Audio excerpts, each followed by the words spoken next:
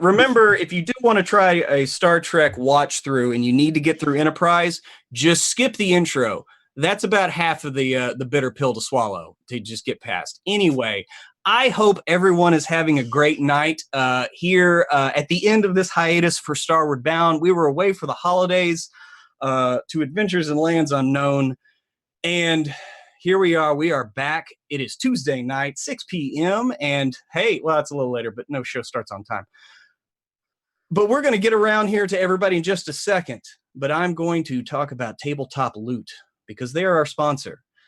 And they gave us this nifty little code called WebDM15. If you type that in over at tabletoploot.com, you can get 15% off dice mugs and t-shirts.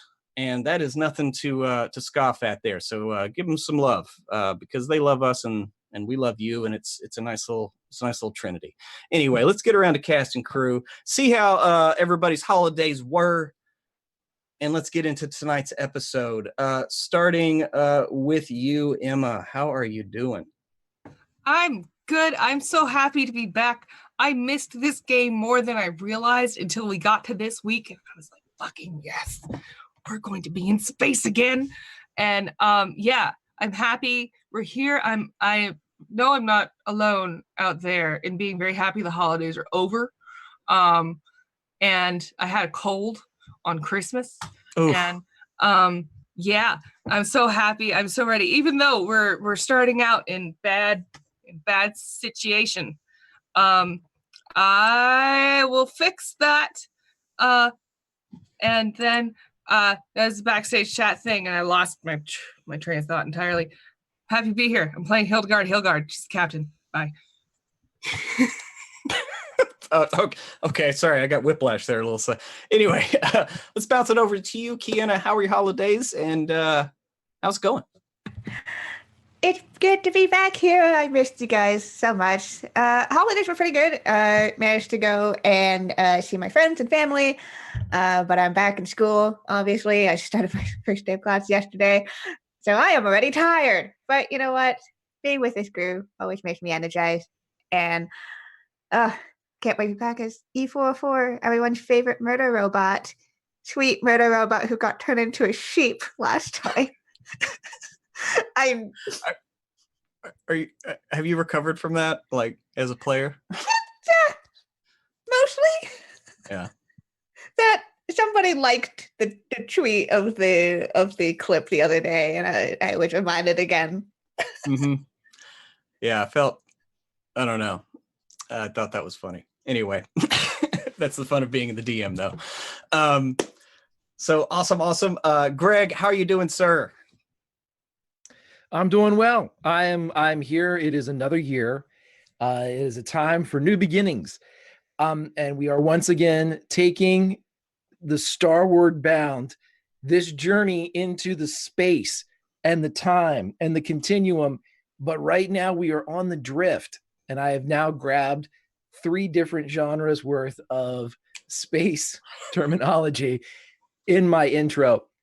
I'm playing Elry Tossbottle. He's your favorite arcane trickster. And tonight, he has nothing that can help a ship that's beat up. So let's go. See you in a couple hours. Tell you what, that was frackin' shiny if I've ever seen it. Trey, rounding out the cast here. How was the holidays, and how you doing, man? Yo, what's up? Happy 2019, everybody. We made it.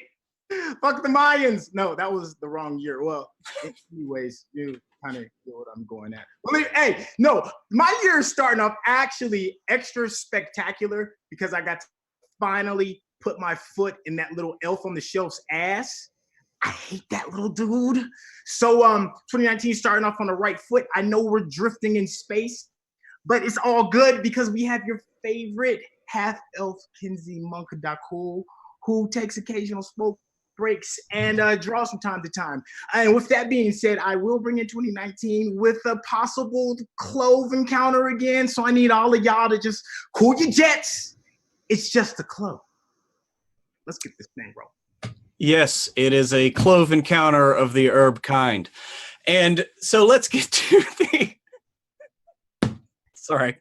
Anyway, let's get to a bit of a recap to bring everybody back up to speed on how did the ship, the Dawn Rose, end up on the drift?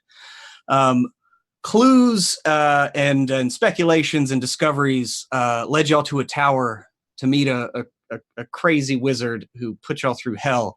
But that led you on to your next piece of the adventure, which was finding this Illithid base out in this expanse of nothingness called the Dearth.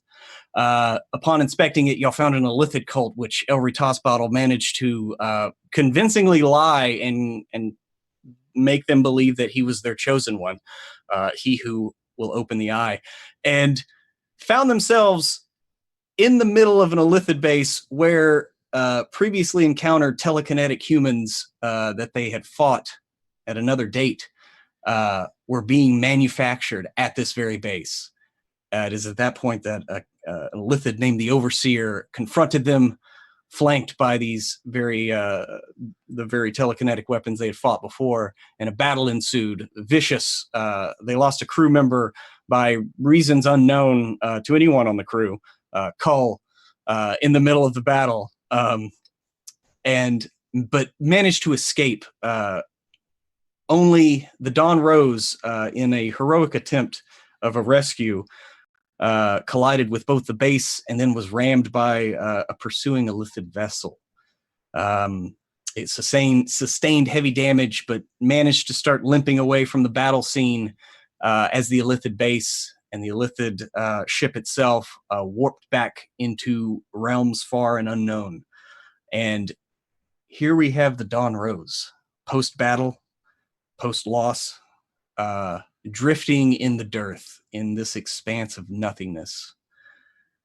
And where do we find everyone for this past week of just trying to get the ship up and running? Where do we find everyone, and what have they been up to in this week? Start with E404.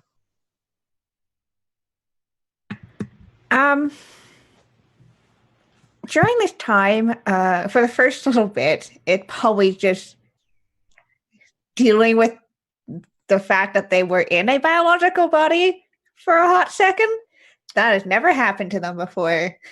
Yeah, And that's yeah, I think it was about like 12.2 seconds or something like that. Or yeah, but that's enough to like be like, I'm breathing. Mhm. I have blood and flesh. Things are weird. So they definitely were processing through that information. But other than that, helping out on the ship as much as they can to fix up things. Probably keeping an eye on Castor again after, everything. Yeah. And also helping out our new friend that we rescued from the Illithid base. Yes. With her a lot of the time. Mm-hmm. Just, getting her the ropes of the ship and being like, oh, just so this is what everyone does. This is who everyone is. Probably actually gives her their room because they don't really use the room other than a place to store plants that Right. they keep. So it's just like a bunch of plants. It's like, oh yeah, you can use this room. So Okay. that's basically what they've been doing. Just being a helpful bot, as they always are. Yes. Spending your time acclimating. She only goes by TK808. But she pretty much follows you around everywhere you go and just does what you tell her to do. She behaves more like not even like a servant, or like, I mean, she's almost like a pet. Like she seems very scared of everyone. Doesn't really make eye contact. She doesn't look at you though, and usually shies away from most people. A couple of the crew who fought these things, kind of give her a wide berth and a bit of a glaring side eye. You've probably heard rumblings, under people's breaths in their cups, what are they doing here? So you have heard some grumblings on the ship, I will say that, in this time. Dakul. Yeah, so after dealing with the loss again of another seasoned crewman, Dakul's gonna actually try and focus more on trying to get the ship's morale up.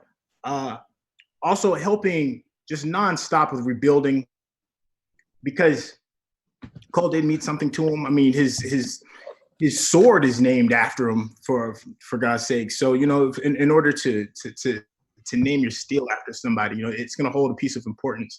So he's going to definitely be focused on all of the needs of the ship in order to get it up and running. And then of course, he's going to be the best first mate that the ship has ever seen.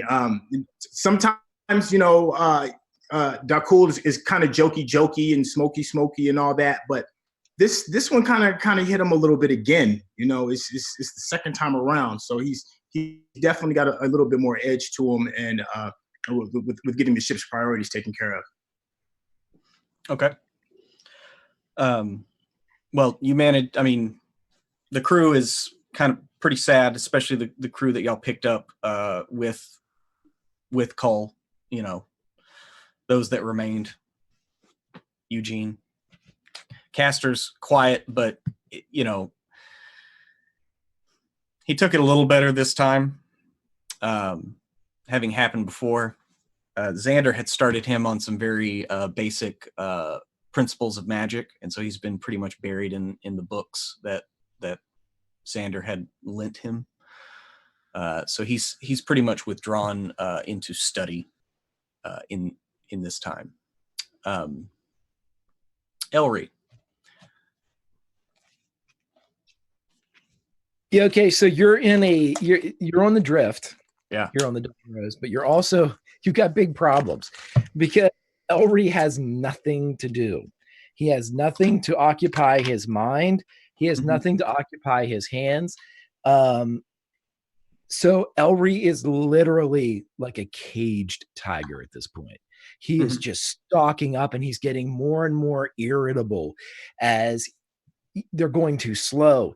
He's Red Bull, and you guys are in a retirement community. He can't handle this. Nothing. And so he is just bouncing off the goddamn walls. He's just swinging constantly from the sails, and he's swinging from everything that he can. He just can't not do anything. And now that Ellie can't kind of slip away, and she's kind of focused on not being able to go into the other dimension, he has nothing to do, and there's no more shit to smoke. And so this is a big problem. Yeah. Ellie is very apologetic. You know, because she can only man the ship and keep it moving in a direction for probably about 8 hours, about a third of the day, right? And then she has to rest because it's just the exertion. Thank you, Tales from the Grim. And so she's very apologetic, you know, and you can tell like she's looks tired. Like you never thought you would see a kind of a little plant person look tired, but she looks exhausted from the effort. And Hilda. Hilda. In the wake of y'all's discovery, what is your week occupied with? There are a lot of things. So if I recall, Xander was in pieces. There were some pieces of Xander about. Not to get graphic, but he's dead and he's in pieces. He's dead, and it was a lot of wooden planks going different directions, so you can use your imagination. But yes, there were remains. There are remains. I kept some. Okay. You can do that. Hilda is casting Gentle Repose on all the ones that she can find. Okay. She's keeping them somewhere because I think she can raise dead, but that doesn't mean that you can knit together pieces of a person. Not really. No, I don't think that's how that works. So she's going to do that. We have Ledbetter in an amulet thing. Do we not? Yeah, there was the amulet that was around the overseer's neck, which bears a resemblance to Dakul. You would notice that it bears a sort of a resemblance to the Nyogi pendant. It is like a gold square, but this gem is teardrop shaped, like the ones that y'all have in your weapons and that you've discovered and you found, and but it's the same general design, if a bit smaller than the Nyogi's was. Instead of a circular red gem, it's just a tear-shaped blue, but it looks similar. She is going to first she is going to sort of do her best to stabilize the ship. There's not a lot she can do, but she does have mending, and she does know how to rebuild things. She's going to do what she can to try to get it triage the ship essentially. Yeah, Hoban Yeah. offers to help with that. He has mending as well. Okay, we'll yeah. just be doing that all the time. I imagine Hilda's not sleeping very much. Mhm. And Smart Gene is the carpenter on the ship, and so he's at work as well. Great. So we're gonna do that, but then I want to spend a lot of time figuring out what to do with this amulet. I do not know how we want to do spell components with this, but I do have access to the spell of legend lore, which I would love to use at some point on this object to give you a warning that I want to do that, DM. Doesn't necessarily have to be today, but I'm going to do it. You're going to tell me all your fucking secrets. Well, on this Ledbetter object? Yes. Okay. Or just generally, because I'm going to see you next week and you're going to tell me everything. But because you won't be able to help yourself. That's a lie.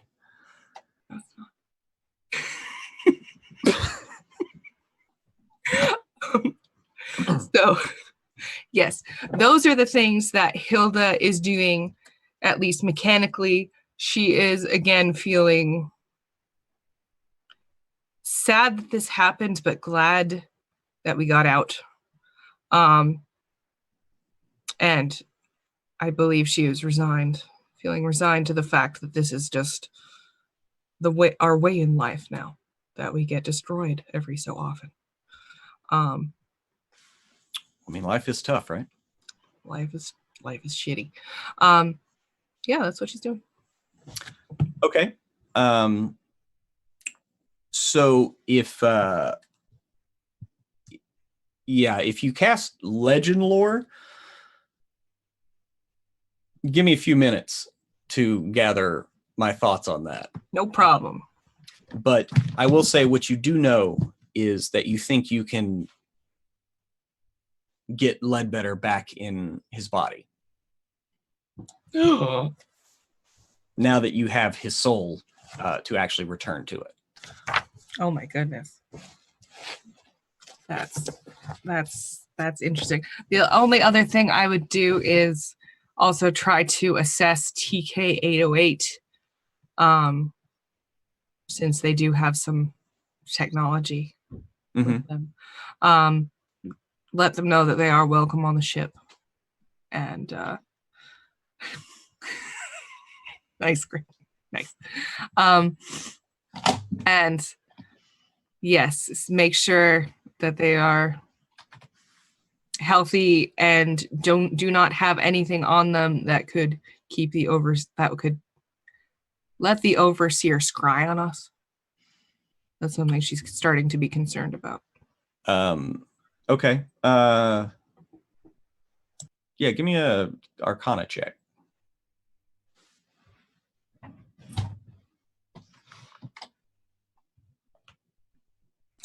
$22. Okay. So in your kind of, checking her out, giving her a bit of a clerical physical or whatever, you do notice that she basically was like not finished. Her left arm, there's a crystal kind of half hanging out that you have to kind of remove that was like in the process of being implanted.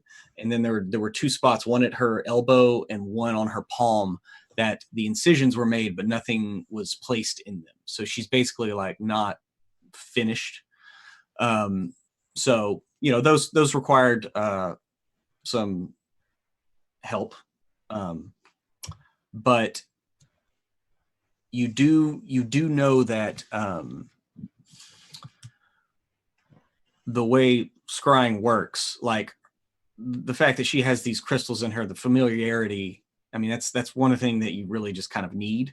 And so, but at this point, y'all have fought the overseer a couple times, so you think that he could probably, if he really wanted to, scry on you.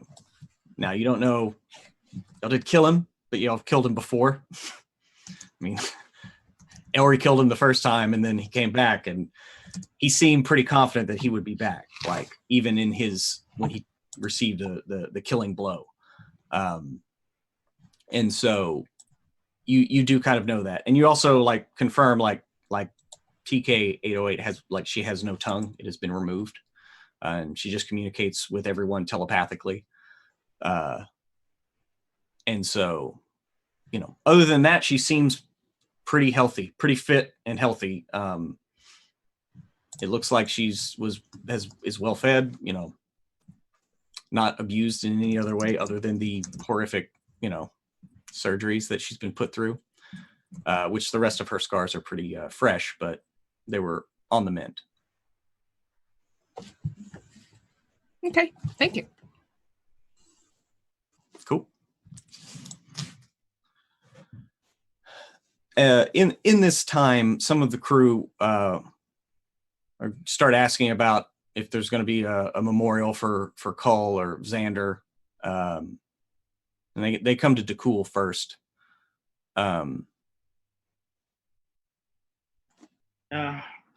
Being the first mate. Yes, of course. There is no way we will not remember a member of our family. We will send him off in a way that is most spectacular, given what we have available, of course. I will talk to the captain in the range of time. And with that, she's gonna go to Hilda's quarters so that we can address, the proper burials and honors for the fallen. And also, I can talk to you now, Hilda. If there's anything that we can do to make his memory be felt, something like shooting the cannons, moving, or maybe a spell that can illuminate this never-ending dread of nothing. We need something to spice up the crew, something to show them that we are still alive. I think that's a good idea, DeCool. I have some things I can do that can at least give us a bit of a show. But if you want to arrange the particulars. Yes. I will leave you to your own devices regarding how you can add to what I think should be a festivity. Yes. If we have any ale or mead left in the commissary, now would be an excellent time for everyone to let their head down. I will talk to the batteries and make sure we have something loud and or bright to remember our friend. Yes. I'll dip into my own personal stocks if we need to. Make sure everybody has a drink to honor. Excellent. And with that being said, I'm definitely gonna go talk to E404 because her laser rocket projectile jack you up arm does have like a visual kind of like, when you let it off, you can see it, right? Mm-hmm. So maybe we can have like, the equivalent of like a 21 gun salute, and we'll bury him properly. Now I'm just assuming that we're doing the whole burial at sea Star Trek version. We throw him on a plank of wood and push him off into the ether, right? Well, Cole's y'all didn't recover Cole's body, but you do have the pieces of Xander. Yeah. Okay. So there's that. Okay. Well, we'll deal with that. And then we'll just grab a couple of his little belongings that he may have left behind. Probably somebody's broken jawbone or something that he stashed under his bed. And we can use that. All right. So with that, yeah. So E, I pretty much gave you that quick conversation. And then the final thing would be to find Elry. And if he likes swinging so much, maybe we can give him a flare. We're not in the dearth isn't in the flammable air, right? No, we're not in that. Never mind. Actually, no. The Phlogiston. It's not.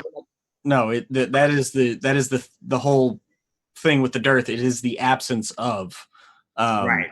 Where technically there should be Phlogiston, or there are legends that at one point there were not too long ago, but it's been It's been a while.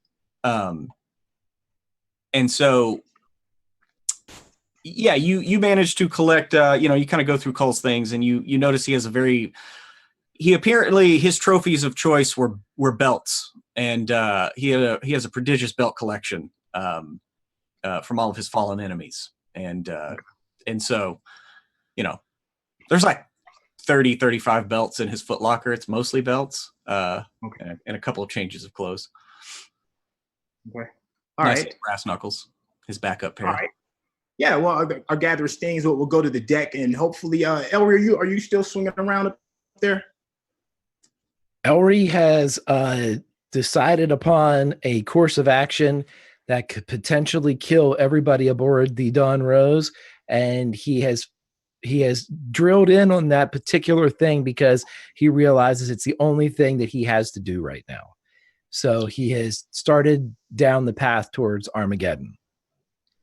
Yeah, I just wanted you to hold up a sparkler, man. Okay, we'll go with total. He's several steps down, man. So what exactly is Elry up to?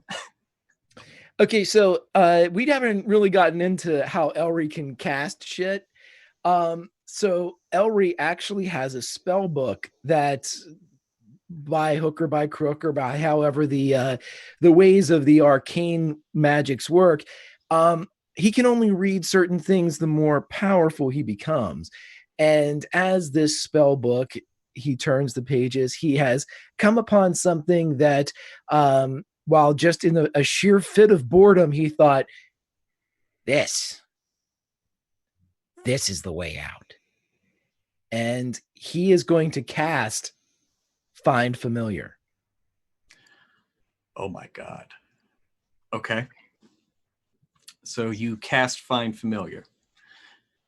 And what version of Familiar? He is heard tell by the other sailors aboard the Dawn Rose of these strange kind of stocky-eyed things called Flumphs, and he's never seen one, but he likes the sound of it. And he just thinks that this sounds right up his alley. This sounds exactly as to something that could help the crew. And by help the crew, he means help the crew by allowing him diversion so he doesn't kill everybody. Okay. Go ahead and give me an Arcana roll.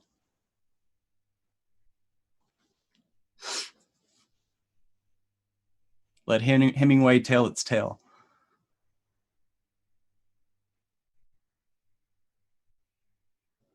That was a 4, so I'm going to luck that. Okay. That's a 4. So that's an 8. I mean, you can luck it again, but am I allowed to double luck? I don't give a shit.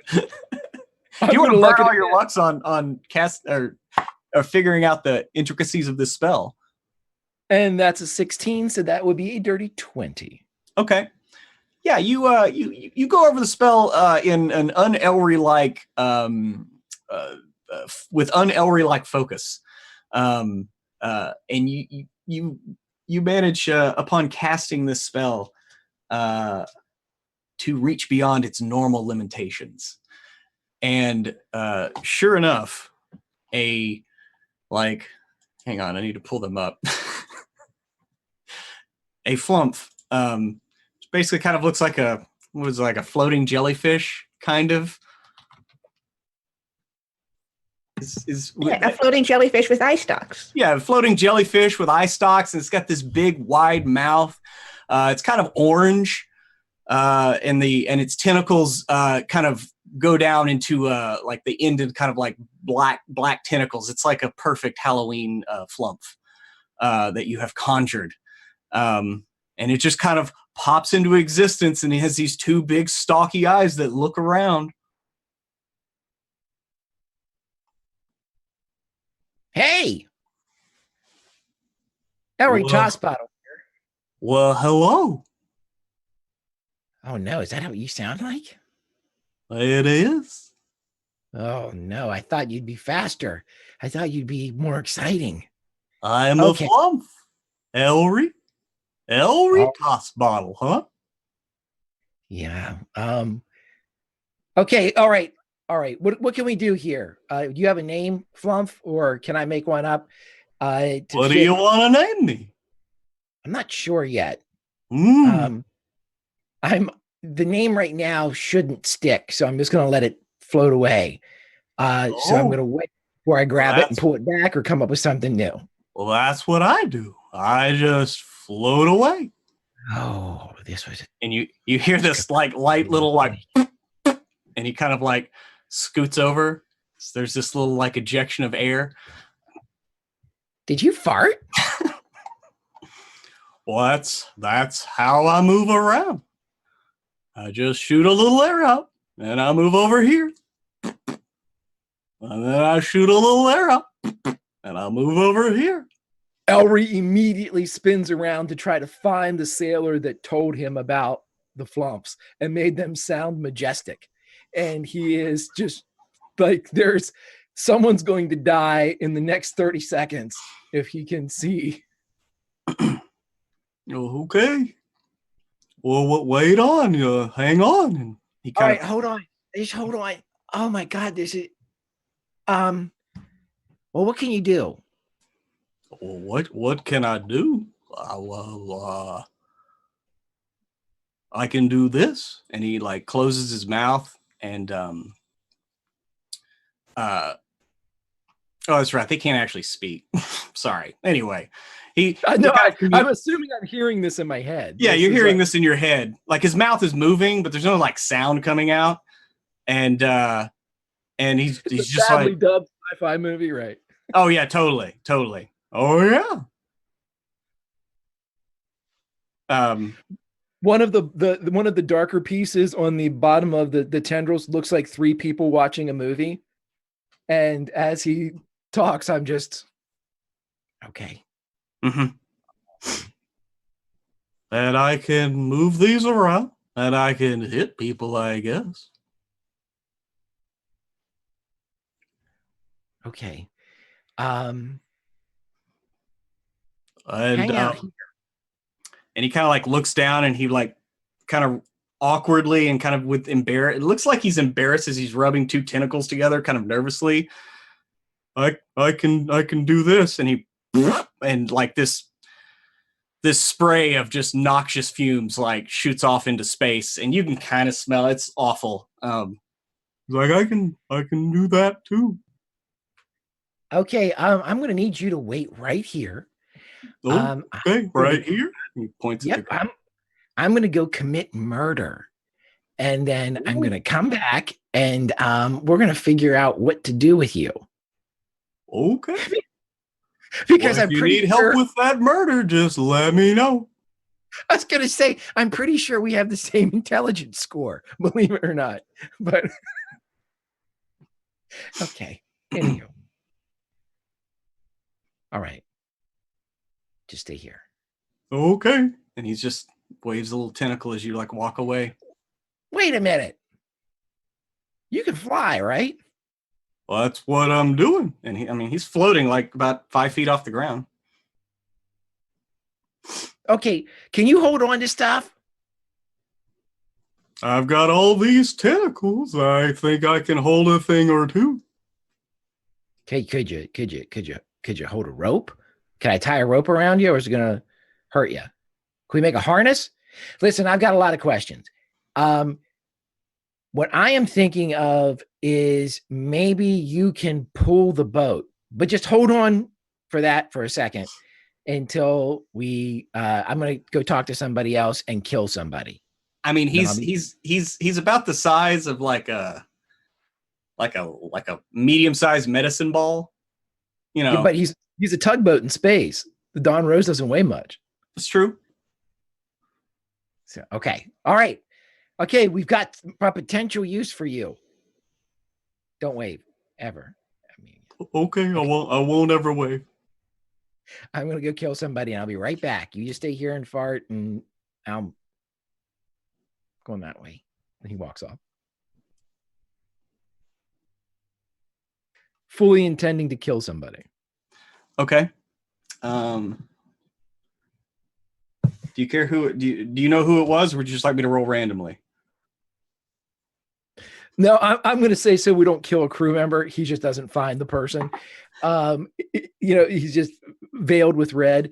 But he would go at some point. He would roll up to not to hog RP. He's going to roll up to Hilda and Cool at some point, and even E404 if he thinks that the tugboat that he has acquired a beast that may be able to pull the Dawn Rose while Ellie rests. Okay, yeah, you find Hilda right as Hilda makes a breakthrough, where Hilda, like, oh, okay, this is exactly what I need to do. I'm pretty sure, like you're 95% sure. As Ellery busts in with this. All right, Ellery, have a celebratory drink with me. Sure. Here. Hey, got good news. What happened? You know how we can only move when Ellie can do stuff, like when Ellie focus. I have acquired a creature that may be able to pull us. Can you define acquired a creature? I really can't. Can you try? I didn't It's like have two one. sentences. I didn't have a creature, and now I have a creature. Through what mean? Did you take it from somebody or make it out of people in some way?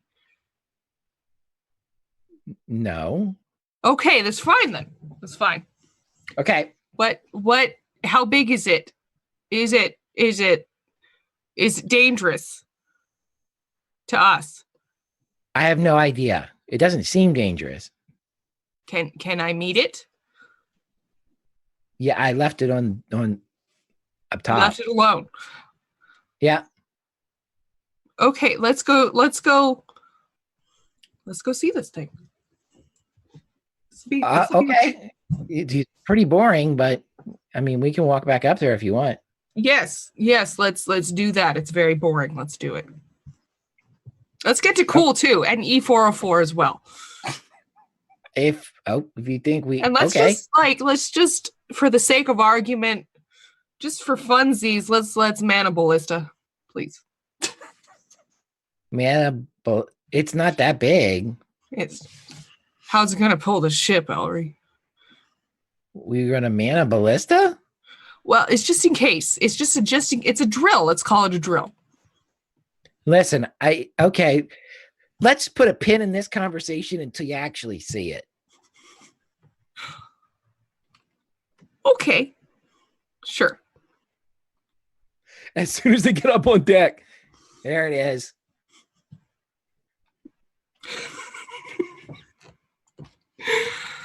And yeah, you get back up on deck, and it's been left alone, and so it looks like it's a color of like light blue, and its tentacles kind of end in kind of white. Oh, Ellery Toss bottle, you're back, and you have a friend. Hilda, everybody hears this in their head. I'm the captain, Hildegard Hilgard. Captain. Oh. Who are you? Do you have a name and an identity? Why am I talking to this Ellery? I don't understand what's going on. I'm a Flump. You said to see it in Mana Ballista, so here we are. Yeah. You get to Cool and E404. Just and Hilda, I mean, like, and Ellery, you see, like, before with you, he was just kind of like easy going, like, but Hilda, you can see he's just kind of like his eye stalks are kind of leaning away from you, and he's like rubbing his little tendrils together nervously. Everything's fine. Oh, okay. You just kind of feel, I can tell you're kind of defensive. I'm just sorry. I don't mean to put you in. Well, it's not you. It's me. Well, I really know that means it's me, right? Like, No, it doesn't. I promise. I promise it doesn't. I promise it's a complicated situation. You haven't been here how long have you been here? I would say at least a Ellery. minute and a half. Okay. So it's not like you've been here for months and Ellery didn't tell us. Well, I was kind of over there, and he kind of points off in the distance, and then he kind of summoned me over. Wait. Oh. That's You. my point. You Do can you do remember? that, Ellery? Apparently. Do you remember where you were? Oh, it's just right. And he kind of points like, if the ship's going 12 o'clock, he points like kind of 2:30, 3 o'clock-ish, just over here. It's like, oh, it's just kind of over there. Okay, correct me if I'm wrong, Flumph, but you like to feed on the energy that is created from the mind. Ooh. And you see him as you're saying that, Ellery, you see his eye stalks, like one of them's looking at you, but you notice one of them's kind of peeking over your shoulder. And at a glance, you can see that TK-808 is over there working at something that, E404 put her off to doing. You can't eat her. What? No, it's not like that. Who's eating? What? We eating? Huh? What? Well, What? no, What? Can you define eating? What do you? What? You're, Are you a baby mind player? Hold on. Wait. I think I can. The reason why I summoned this particular creature to be my fast friend and familiar was a twofold process. One, so I could wreak havoc upon the ship that would provide me with entertainment. And two, that failed. But two, it also feeds on the psionic energy of our good friends, the Mind Flayers. I figured if I could pull one that was close by, we would know a direction to go to at least get to some place, even if it's infested with those where we could fight and take their shit and maybe like get out of here. Ellery, that's the most direct explanation you've ever given me. I thought it was pretty concise. I put it together myself. Flumph. Is that your name? Flumph? Well, I mean, I am a flump. What is do you want a name? Do you have a name? I don't remember. I've been alone for so long. Been alone. I don't remember what they called me. So wherever you weren't with a bunch of mind flayers? Nope. We had these little rats that were hanging around. Little rats. Did you eat them? No. Okay. Well, they had big brains. So those brains, I don't know how to put it really. They put off energy, you see. Like, and he kind of points a tentative tentacle at TK-808 like she does. But it's not like I hurt her. It's just leftover energy that like you're warm, right? Because you're a living thing. That heat, it's like that. I feed off her mental heat. I'm not really good at explaining this. Sorry. It's like the dry heat. Yes, Dry like heat. Arizona. What? What? What?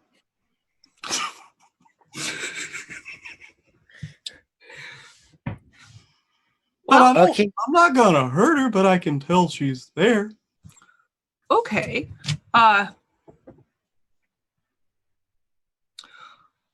Okay. I'm reasonably assured that you're not gonna hurt anybody. How can you Ellery, you said they can pull you can pull the chip? Well, yeah, I mean, we can give it a shot because of, You're physics. a small little bean. That's gonna be That I am. I don't know if I could pull the ship, but I could certainly try. It's a lot of science involved, but I mean, we can do it. But what I'm thinking more about is Now, if he's or Flumph is pulling from this, he could get us back to where he came from, his feeding grounds, if you will. With That the might, big brain rats. yeah. Mm-hmm. Was there other things there, like things like this, like boats?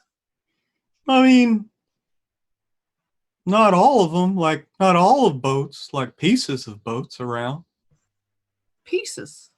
Mm-hmm. Pieces, wood. We can fucking build this thing again.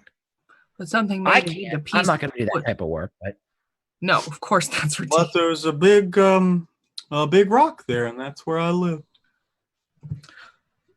Well, Not too far away. it's a better place than here, I suppose. We need our full crew to make a decision and think of other ways that you might be trying to fuck with us, Ellery. No offense. I'm taken. Well, I don't want to fuck with anybody. I'm sorry if I gave you that impression. Oh, you seem like a lovely Flumph. I did I not try. mean to cast aspersions on your sincerity. Mm. I was more talking about the person who summoned you, and I like to think we have a deep and abiding respect, and we can speak openly. There might be a way you're trying to fuck with us, and I don't know it yet. I'm not going to lie. Initially, I was going to bring this thing on here to wreak havoc and entertain me, but obviously, and he points to the Flump, it's not going to happen.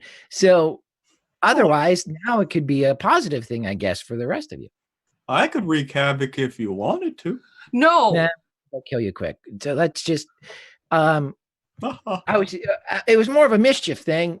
Listen, we're tangenting off here. Let's see about maybe finding this ship graveyard and patching the old Don Rose up here and getting the fuck out of here. Okay. Yes. Let's get to Coolney. We'll fill them in. But I don't see a reason yet why we shouldn't do that. Yeah, I think Dakul, since he's been looking for Elry, so he can get him to do a task, is going to be bopping. You guys are on the top deck, right? Yeah, we're on the main deck. We're on the poop. Yeah, so Dakul is going to be like in his notepad, scribbling over the daily details of the ship's log, and he hears Elry's voice, but he's still kind of like stuck in the book. He's going to look up and see Elry and Elry, you're just the person I have been looking for. I have something that will help cure your boredom and also show the proper respects. And that's when he's going to see the Flump. Yeah. What the fuck is that? And pull his sword and get ready to attack. It's dangerous. Are there more? What's going on? And the Flump turns red. Lord. The Flump turns red, and its tentacles then kind of turn an orangish as he's like, "Oh no!" That's just the Flump. I'm toying with the idea of calling him Puff Puff, but I'm not sure yet. That's the one I had let go out there. I might pull it back. I wouldn't pass on that. That's what I was going to say. And then if you ever had anything in your tentacles, I could say Puff Puff give. You would give it to me. Am I the only one here with enough sense to know that this is not normal? Who brought him here? Elry, He I did. know this is you. Well, then why did you ask the question? Because I need somebody to confirm. You confirmed it yourself. Oh, Of Well, course I brought him. Master Tossbottle summoned me. and he talks. You hear that shit? Master Toss Bottle. Is He's it- throwing- You, sir, are a master at f***ing shit up. What are we going to do with him? Nothing. I'll take care of him. He feeds off of like people playing chess and shit. So it's fine. We don't even have to feed him. Mhm. What? It's okay. Playing I love, chess. I love a good game of chess to watch it. Mm-hmm. We are in the middle of planning a funeral, and you are off gallivanting around the ship, bringing new friends. How is this Cole's helping? not dead. Who's a funeral for? Cole? He'll be back. Don't worry about it. You can't cast a well-timed wish every time, Elry. Hey, you tell me the first time I'm not able to. We We have just gotta lost bide our somebody. time and we'll bring him back. We have I'm not lost gonna somebody. say he's not gonna die again. I'm just gonna say we'll get him. Harry, your jokes What? are wearing. Your jokes, they are wearing thin. It is I'm not time joking. to be serious. We have no idea where we are, and we must send off our dead. I was hoping you would have a bit of maturity to show some respect for our friend, but I appear that I was wrong. Nakul he's absolutely fed up with this bullshit. He's gonna turn around and head back and try and get the ceremony together without dealing with any of this. Hopefully I can bump it E4 and maybe you can help get my mind back on track on what's important. Yeah, you would probably literally bump into E. E, before you even continue your path, you do not want to go that direction. I will explain it as long as you are with me to help set up the proper ceremony. All right, if you need assistance, I can certainly provide that. Yes, I most certainly need assistance. Something that my elbows cannot help. And then we're gonna go the different direction. As we're going the other direction to get all the pyre, I guess, ready. I'll explain to you for the new levels of fuckery that Elder has brought aboard yet again. Well, my Elry causing trouble timer had hit 0 quite a long time ago. I was just waiting for it to happen so that I could reset it. You know, from time to time, it is quite amusing. Then there's times he does not know when to stop. We have no idea what this creature is, what it wants to do.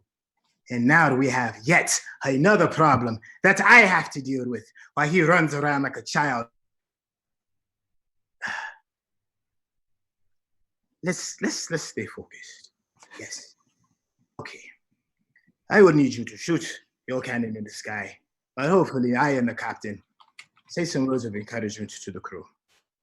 I am hoping that we can get started real soon before I run into something else that is quite unexpected.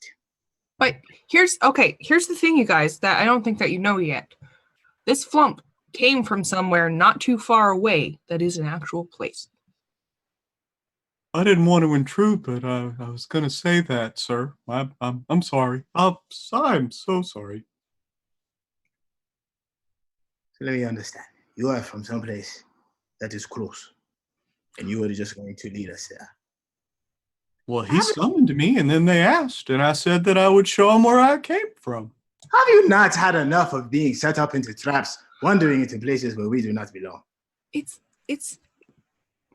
cool. I thought the same thing, but I mean, he's kind of an adorable little goober. I'm sorry, Mr. DeCool, but I'm only a trap under the covers. I have not. And he kind of toots a little bit. I have not addressed you, you thing. When I do, we will talk. Until then, while you are on this ship, you will address me as your first mate and shut the hell up. Hilda, what are we doing? Telepathically, Ori speaks to Puff Puff and says, Puff Puff, if DeCool acts up, prepare the Flumph oven. Oh, I got a batch brewing, sir. And with that, Hilda, yeah, so this little quick chat, like what's Hilda doing first? Are we going into the unknown again, or are we going to mourn our dead?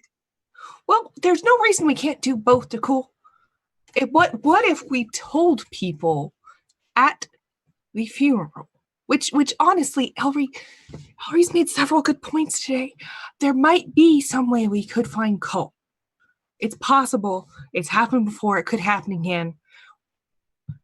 Why not give the crew a little bit of hope that, hey, we have a place that we can go. We know there is at least something out there that's not nothingness. We're going to try to figure it out. It probably won't be worse than where we came from. And if it is, we'll all be dead soon. I feel that will be our eventuality. Fine. I will honor anything you want, for you are the captain. Whatever you say is law. But I am getting sick of this. Oh, I'm right there with you, Dakul. I'm trying to embrace the nihilism of the moment. Okay. So. And just try to go with it, because we're dead either way. I am going. E404. Are you prepared and ready? Shall we do this now and just get it over with? I suppose so. If we have all the crew here and all the preparations done, you will have to tell me what angle to shoot at. The direction in which we are heading, I guess. Away from doing any more damage to the ship. And then that's when Dakul will do his, I don't know, like a deck whistle or something to get the rest of the crew members' attention. Everybody, come around. We are going to have a moment to remember fallen. He's going to pull out cold stuff and then put it into. I'm assuming that Dakul went and found something to. Are we burning this? Are we making like a little mini pyre? Is that? That's kind of like where my head was going with it. Just throw stuff in there, burn it. You know, do signs. You're gonna burn it on the deck? We could shoot them off, Viking style. Well, I was assuming that maybe like in the kitchen there was like a cauldron where the stews and stuff gets mixed, and then we could just kind of throw it in there. I mean, it took some convincing to get Olga to let you burn like clothes and things in her cooking pots, but in interest of honoring the crew, she allows it. Thank you. She grumbles. Thank you for seeing bigger than just the material. All right, so yeah, Dakul's gonna throw everything in the pot. Throw whatever fuel that we have, yeah. Before we get started on yet another quest, and he's going to give the most cutting eye to Ellery. It's almost like a disappointing eye that your parents gave when they found out you flunked history or something. In order to take this moment to honor yet again our fallen, and even though we are in this vast expanse of nothing, it is most important we hold on to something, and that something is the services of this crew, and the knowing that every one of us is important, and nothing can move forward unless we stick together as a team. Throws the fire into the pot, give the glance over to E404. It is time for you to show the death that we are still here. And then, you know, Hilda, I don't want to take over the show. I'm only the first mate, you know. Figure last words for the captain, most important words while we do the fireworks. The most important words while we do the fireworks. Yes. Yeah, no pressure, just right on the spot. Yeah. I can handle this if you need me to, Captain, but I don't want to overstep. Oh, you are the mouth of the captain. That is a useful thing. What I'm going to tell the crew, you're gonna close this book, Ellery. But I know we've been through a lot, everybody. And I think what Cole would want us to do is find a direction and move forward. We don't know what's ahead of us. It's probably just as bad as what's come before. But we just keep fighting like Cole did. Thank Ellery. Please. I don't know what else to say. Oh, that was great. I was just going to say that he will press the digitation himself, so he's perfect. And he will say, "We are assembled here today to pay final respects to our honored dead.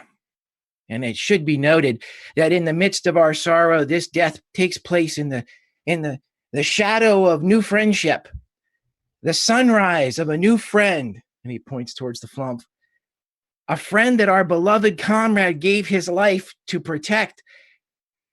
He did not feel this sacrifice a vain or empty one, and we will not debate his profound wisdom at these proceedings.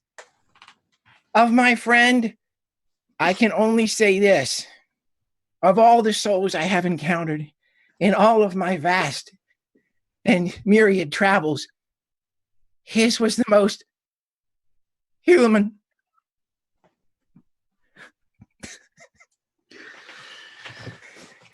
The entire crew is just weeping. Castor is still just standing there, a stoic mask of sorrow. Can I add, when at the end of that, Hilda's gonna cast thaumaturgy to just make like horns rise in the background. Like, Yeah, I mean, there is a group, and they strike up a common funeral dirge with the sungi horn and drums and cymbals, one stringed instrument, and it's a fitting tribute to the fallen dead. And the crew, they're all kind of patting each other on the back, and they all go one by one, especially Cole's crew, to Castor and shake his hand. And he kind of stands there looking in the pot, and until most of the crew is all gone.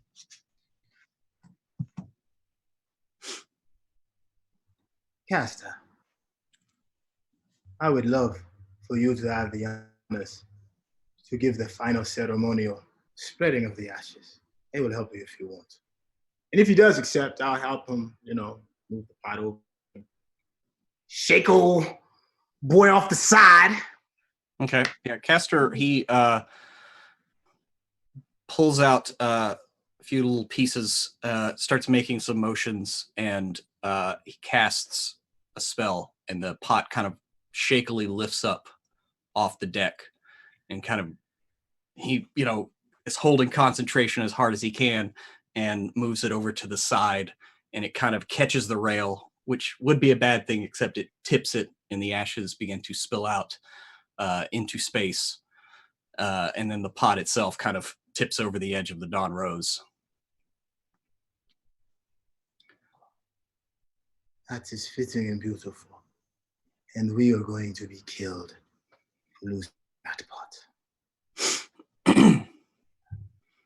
I mean, you hear it kind of clanging underneath the hull of the, the way the gravity well works. It kind of just goes underneath the ship and kind of bounces around a little bit. Don't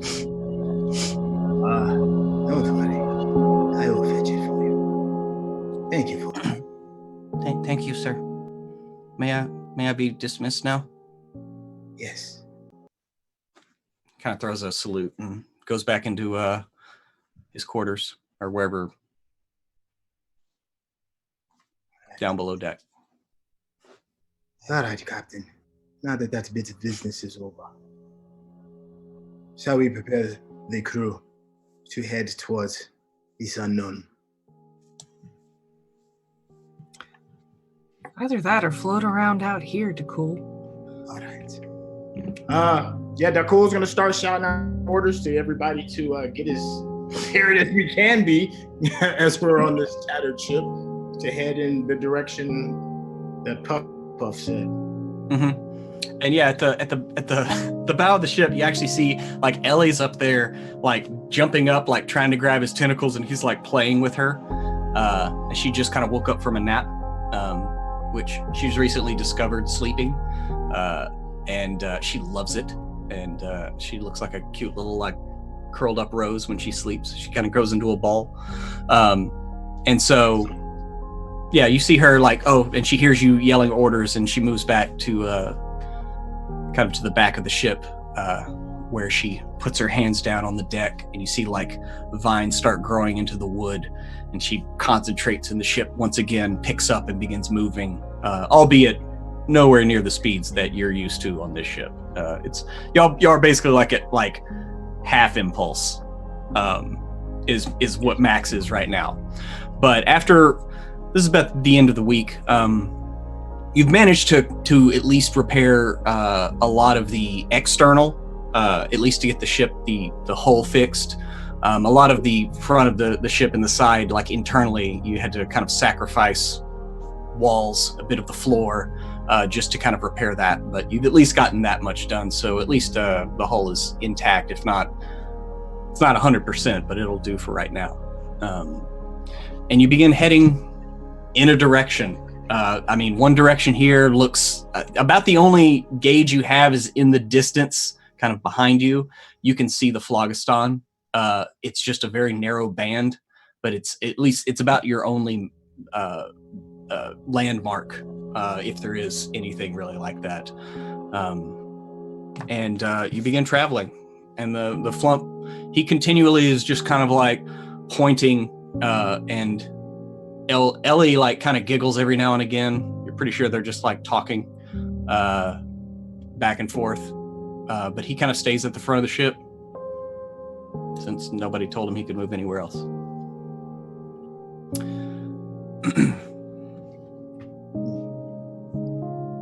Should we be prepared for battle, since we do not know what we are flying?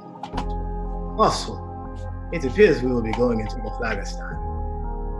Maybe we should ready to ship to make sure there are no open flames.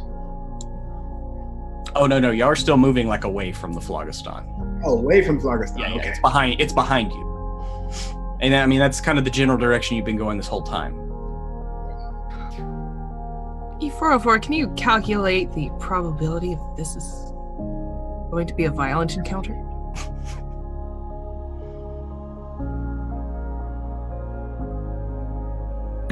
Yeah, he goes to shrug. Fair enough. They don't know anything was happening this week. From the mouth of babes. Yep.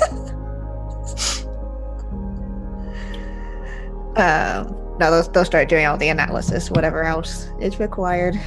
Mm-hmm. Well, you pull up all data you know about the dearth before coming out here, and you know the stories that, treasure hunters come here because of some famed lost sphere or some famed lost place or planet or something that, the stories vary, but it's basically kind of like El Dorado. There's gems, gold beyond your wildest,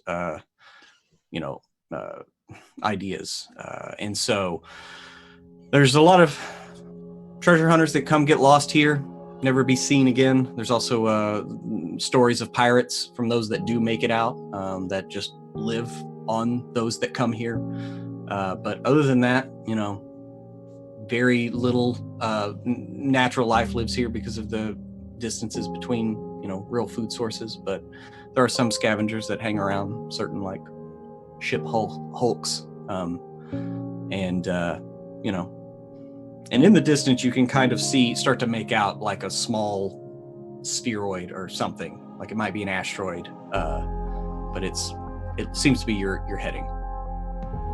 Yeah, so E will pass on that information. I do not think we have to be on the lookout for any natural predators that may be on the lookout for food.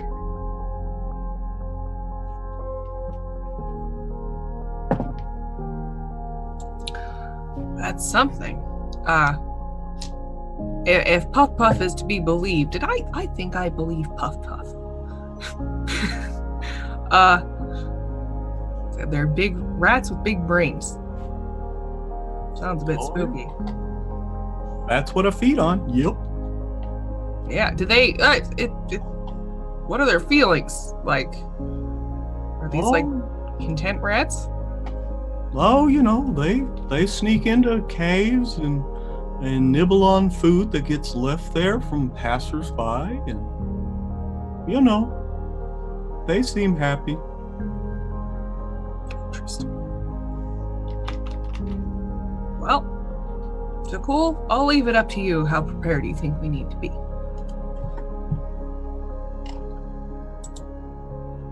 I think you're muted. Uh-oh. Oh, there we go. I think we should take no less than 2 other people with us. And of course, we are taking your bubble-headed friend as well. Because if anything attacks us, you will be attacked as well. Elry, are you beside me? You're still around here in all this conversation? But Elry will be wherever you need him to be. Yeah, man, it's yeah, and after he says that those kind of like harsh words to Bubblehead, he's gonna look at Elry and say, "And you, my friend, are responsible for anything he does. No, you wanted a puppy, now you have one." Nah, that's not what the spell is, but sure, okay, you're upset. Fine. Yes. Elry's responsible. Yeah, so kind of puff behind Elry during that exchange, just kind of. and what is that stench? You mean to tell me he stinks as well? Of course he does. Why wouldn't he? How dare you? I've been holding it a while. Chamber it up. There might be danger afoot. He just keeps getting yes, say team. Which two crew members are we gonna take? Obviously, Xander's not to go anywhere. We have a lot of bad luck with taking crew members with us on things. Let's just rock and roll ourselves. We're fine. Another great idea from the great Elry. we're 10th You level. like We're to get my first patch as well. I'm just making suggestions, and everywhere I look is condemnation. Condemnation. You're going to be eaten by yet another creature. I'm Yes. never gonna die. You know that, right? You'll all be floating lifeless when I'm still trying to figure out what I need to do next. But that's neither here nor there. Let's not worry about all that. I'm a cleric, and the concept of death at this point is conflicted at Enticing. best. Yes. It's this is where shit gets weird to cool. Funerals. It's temporary. The only positive is that we get to get off of this ship. How far out away? So we're going solo. All right. Just Yeah. the 18. And so you're going to have about, you have an hour to prepare as you see you're pulling in on this this very small, looks like maybe an asteroid, like a piece of an asteroid. There's a couple of like wrecked hulks of ships, various makes around, strewn about it. Looks like one elvish vessel, a converted human vessel. Doesn't really look like it have any sails, but they're all. It looks like they've been stripped and just whole sections of the hulls taken away. But the carpenter on the ship, he's already kind of like pulling out the eyepiece, like scoping out what there is to scavenge. So is this asteroid susceptible to the same, what was it, the fungus that helped create the blueberry?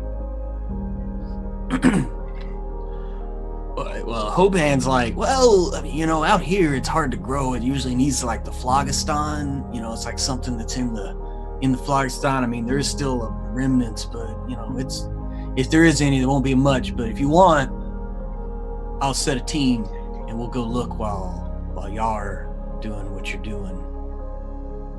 That is a good idea. Take Hellion with you as well, since he already has the scent. Oh, okay, yeah. Hey, yeah. You will bring my friend back. I swear to defend him with my life, sir. I mean, hey, Yes. I love all life equally, but I will love him more today. That's a ding against my oath. Yes. Just bring him back. Will do. Yeah, so he does his little, Hellion whistle, and hopefully, Hellion be ready to go. All right. You hear a trundling from below immediately, and Hellion gets to the top and like runs right up to you and sits down. His little butt's kind of shaking. Yeah, Hellion, you're going to be going with this man. You take care of him, for I fear he will not be able to take care of you. scoots over to our little stoner butt. Yeah, and he kind of just moves over to Hoban and kind of sits at his heel, looking up at him. And Hoban goes off to get kind of a party of people together. And he stays right on his heel. I think the team is ready to go. And yeah, like I said, it's only about an hour, so you can get whatever prep work you need done. But the ship pulls up on this asteroid, and after a slow orbit, get about 3/4 of the way around, and you see like a crack that opens to a tunnel. And Elry, you notice that there are a couple of hooks on either side of this opening. Looks like for tying off lines for a ship. Like it's easily that's what they're for. Looks like elements of civilization. Mm-hmm. You do He recall says the Flumph did say that they're passersby that kind of. He said they leave food sometimes. They leave food in the cave, right? So all this speaks of some type of traffic that might be beneficial to a sundered vessel. So yeah, he'll point it out there, mate. Hey, those look like mooring hooks.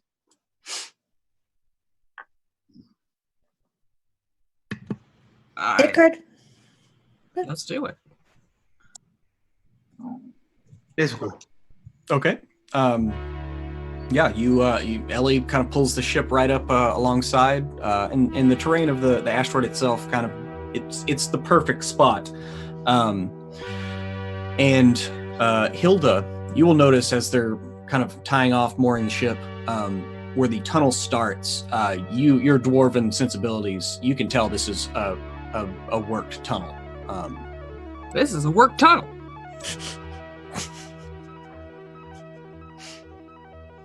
Hold on. You said a warped tunnel or a worked tunnel? It's worked. Oh, okay. It's working it right now. Work. It's like, look at me, I'm being a tunnel and shit. It's totally working it. Maybe we should let Jellyman lead. Oh, okay. Oh, okay. I don't usually go in here. Okay. Well, wait. I got an idea that's sure to make the cool super duper happy. Elry, because we leveled up and I was able to flip out a bunch of spells just so I could cause absolute fucking pandemonium. I'm going to cast Flock of Familiars, and I'd like to summon 2 more Flumphs to aid in our search. Okay. And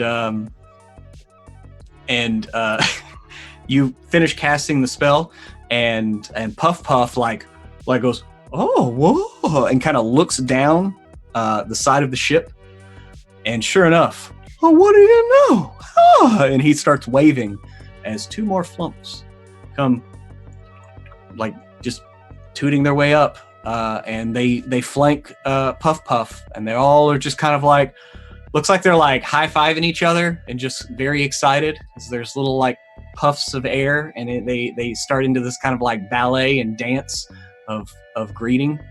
It goes on for about a minute or two, and they shift through many colors of the rainbow as they do this, as it looks like they're very excited. And then at the end, Puff comes back down to you, Elry. Well, thank you. You gave me some friends. I sure did. Let's do this shit. Let's get in that tunnel. Seems to be working it. Well, all right. And they turn around and they all begin moving forward. And Can 3 of them carry Elry?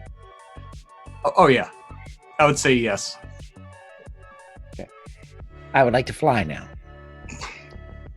Okay, Master Toss Bottle.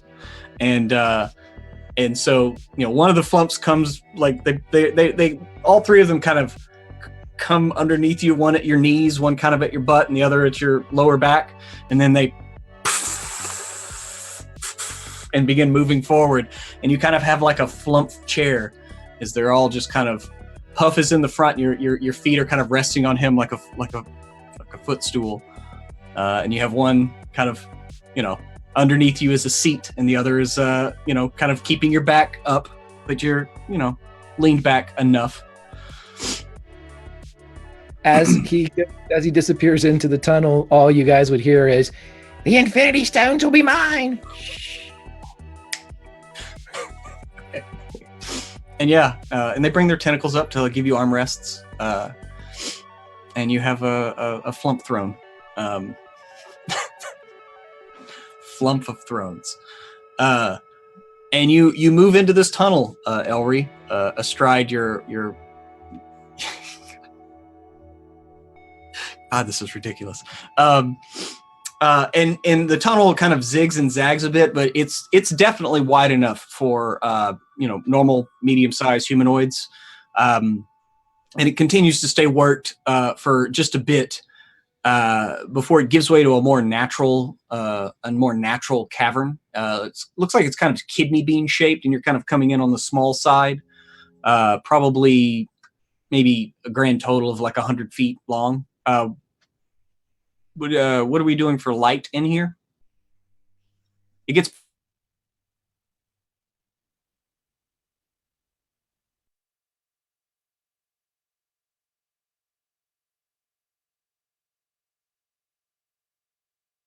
pretty dark with perception checks once you get about 20-30 feet inside the worked tunnel. Yeah, E has no dark vision, so they're not gonna be able to see shit unless we have a light source. I can see a bit, but we may have to rely on Elry's glow stick. You could also give an item to E and they can set it on fire. That's a thing they can do now. I will say this: what y'all do know, y'all have sailed enough that the air gets stale and you have to refresh it every so often. The Dawn Rose lasts much longer than usual because of its makeup. Although you have noticed that lately, or since the wreck, like the air, you actually notice a change in the smell of the air, and not when Elry brought his Flumph buddy aboard, like before that, which normally doesn't happen that quick. But when you moored with this thing, you did notice that the air here smells. It's fresh, like it's a solid, fresh pocket of air out here in the middle of nowhere, which does ring, at least I know Elry's bell because he is a sailor, having the sailor background, but y'all would notice that. This is screaming more and more like some type of safe house, port in the storm, Pirates Cove type of thing for Elry, isn't it? Your pirate senses are fucking tingling. This has all the hallmarks. My Flump friends, be cautious. Will do, Master Tosswaddle. How's the lumbar support? It's very good. You're doing good, buddy. And they and just kind of move forward. As we continue down the path, if I'm noticing the fresh air, that would be a perfect opportunity to roll up for recreation and, of course, for defensive measures as well. Okay. All right. So y'all eventually all make it to this kind of kidney bean shaped cavern. Like I said, it's a natural cavern, coming in on the small side. And as you move around, you do see near the back, you do see what looks like maybe 5 or 6 crates, kind of stacked up near the corner. There are various cracks in this cavern, but you don't see any for other exit points. It looks like a very simple, just like hollow in the middle of this asteroid. I would tell the Flumphs, if they feel sense, begin to feed off of the rats with the big brains, because if they come within, eating distance or sensing distance, to kind of keep their Flumph senses open for a little like Flumphdar, to make sure that if these things come into range, they ping. What will do?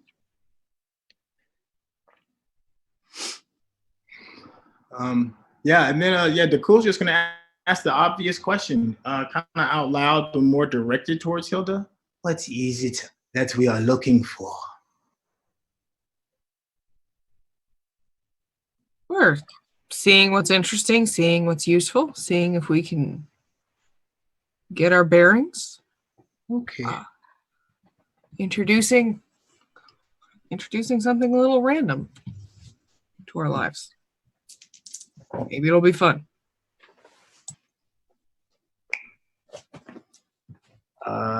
Yeah. I'll walk towards the crates. Can I do a perception? See if there's anything of interest. Yeah, you can give me an investigation. Oh, okay. Am I rolling with a disadvantage for low light? Unless y'all lit some sort of light source, E can't see, and all your perception checks are at disadvantage. Okay. 13 and a 7, so a 7 is that's a 5. I mean, that's a 9 total. Okay, yeah, I mean you make it over to the boxes, but they are nailed shut, and they look like wooden crates. You know, it's hard to make out any kind of markings on them. I'm sorry, can I tell if they've been opened? Or I mean, at some point they probably have been, but they are nailed shut right now. But just like a cursory inspection, you kind of went over into the corner where they were, and you saw a couple little holes in the ground, like near the floor. But other than that, you saw what maybe was an old like a bedroll. It's very Skyrim. You get the little things like sleep, parentheses owned. But you know, when you look at the crates, you think that there are markings on them, but it's hard to make out in with your dark vision being what it is. Can I can I like tear some of the fabric of the mattress off, because I wanted to use my additional sword and wrap it around the blade and kind of like make a makeshift torch if that's possible. Okay. Okay. So you're gonna wrap that around and light it on fire on your sword? Yeah, and then hand it to E so that I don't get burns. Oh, if E is willing to take a flaming sword. E is not phased by fire. Exactly. Yeah. So yeah, I guess that would be what I would do. I would take as much of the fabric from the bedroll as I could and wrap it as thick as I could around the sword, and I think this will help light our path. E, would you light it for us? Yeah, E will take the sword and will light the fabric on fire. Okay. Yeah, I mean it. If they're asked to do that, that's what they're gonna do. Yeah, you light it on fire, and dim illumination springs up around you. And you can see, like I said, there's looks like there's 6 crates now that you're over here. A couple of these cracks in the walls, probably about 3 or 4 over in this area, and this bedroll that you've torn half off. I mean, this fabric, it'll burn for a while, but like it's not gonna last like a torch. You got about maybe like 5-10 minutes of light. But that light does give you the chance to see, like on these crates, you see a symbol that looks very much like the symbol that was on all of the those that worked at the Mag 8 Acadium in Toho, the symbol of Rontame with the triangle at the bottom. Like you see that marked on this cargo. Okay. I would absolutely relay that information to everybody. I think I have found something. I would remember this symbol. Unless anybody else has something to do, I was just going to try and pry open the crate with my sword. Okay. Sure. Anybody else looking around? Because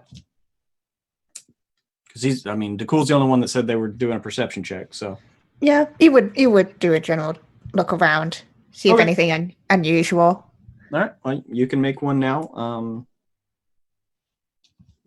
Just normal, no disadvantage with the light. And of course, I would say out loud as I'm jimmying these crates open. What do you feel the connection is with Bronte and the Magate? With these boxes? This is probably taken from them. I agree. Either taken or it has somehow changed hands to somebody who would be out here. Let's get this open and maybe we'll have an additional answer. Should I roll to bash the crate or pry? I mean, you can give me an athletics check just to make it quicker if you want. Otherwise, I mean, you can eventually get it open. I mean, they're just crates. Okay. All right. Can Elry specifically look for secret doors while everybody else is doing stuff as well? He's going to look for anything in the back of the wall that would indicate some type of additional passage. Okay, yeah, go ahead and give me a roll. Yeah, that crate roll was a 17. Okay, yeah, I mean, you pop the first one open, and this crate looks like it's full of like clothes, like uniforms of the Magate Acadium, like wizards, but it looks like more like sailing uniforms. You have another one that is just like bolts of cloth. A couple more that are like dried goods, like preserved meats and cheeses, things like that, like long-term rations for travel. And the last crate you get to though does have marked on it some arcane symbols, and you've been around wizards enough to know what an arcane, the arcane alphabet and certain symbols from it. Do you go ahead and open that one?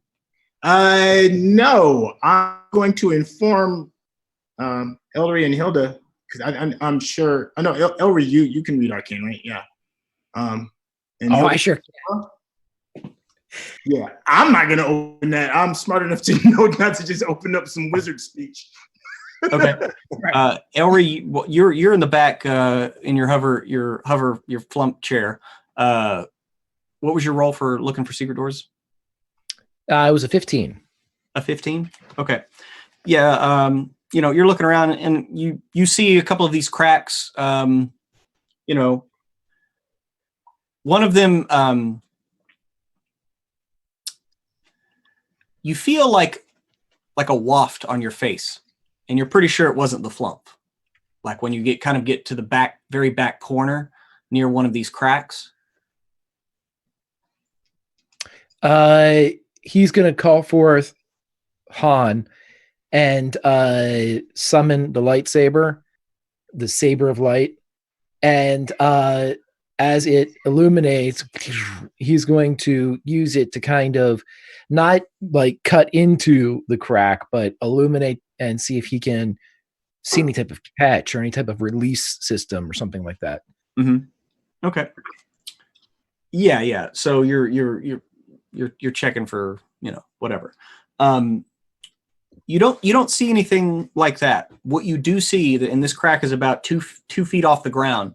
You think you see like what looks like a bottle laying on its side, just kind of about 2 feet back in the wall. Top is laying next to it. Hey, Han. I'll take the saber, the photonic cutlass. You go get that. Go get that bottle. Don't worry, everybody. You'll get that joke tomorrow when the new video comes out. And okay. So yeah, you hear a soft scrape of kind of glass or porcelain, or you're not sure, on the rock, and this bottle slips out, and it's just a finely crafted but simple bottle. Does it have a stopper on it? Does it have a message? Does Nope. Sting start singing? No. The bottle, you pick the bottle up. There's a small chain that the top is attached to, and you kind of like look at it, and it seems empty, but when you point it at you, you feel a definite breeze of air like hitting you in the face. Can I do an Arcana check on this thing? Sure.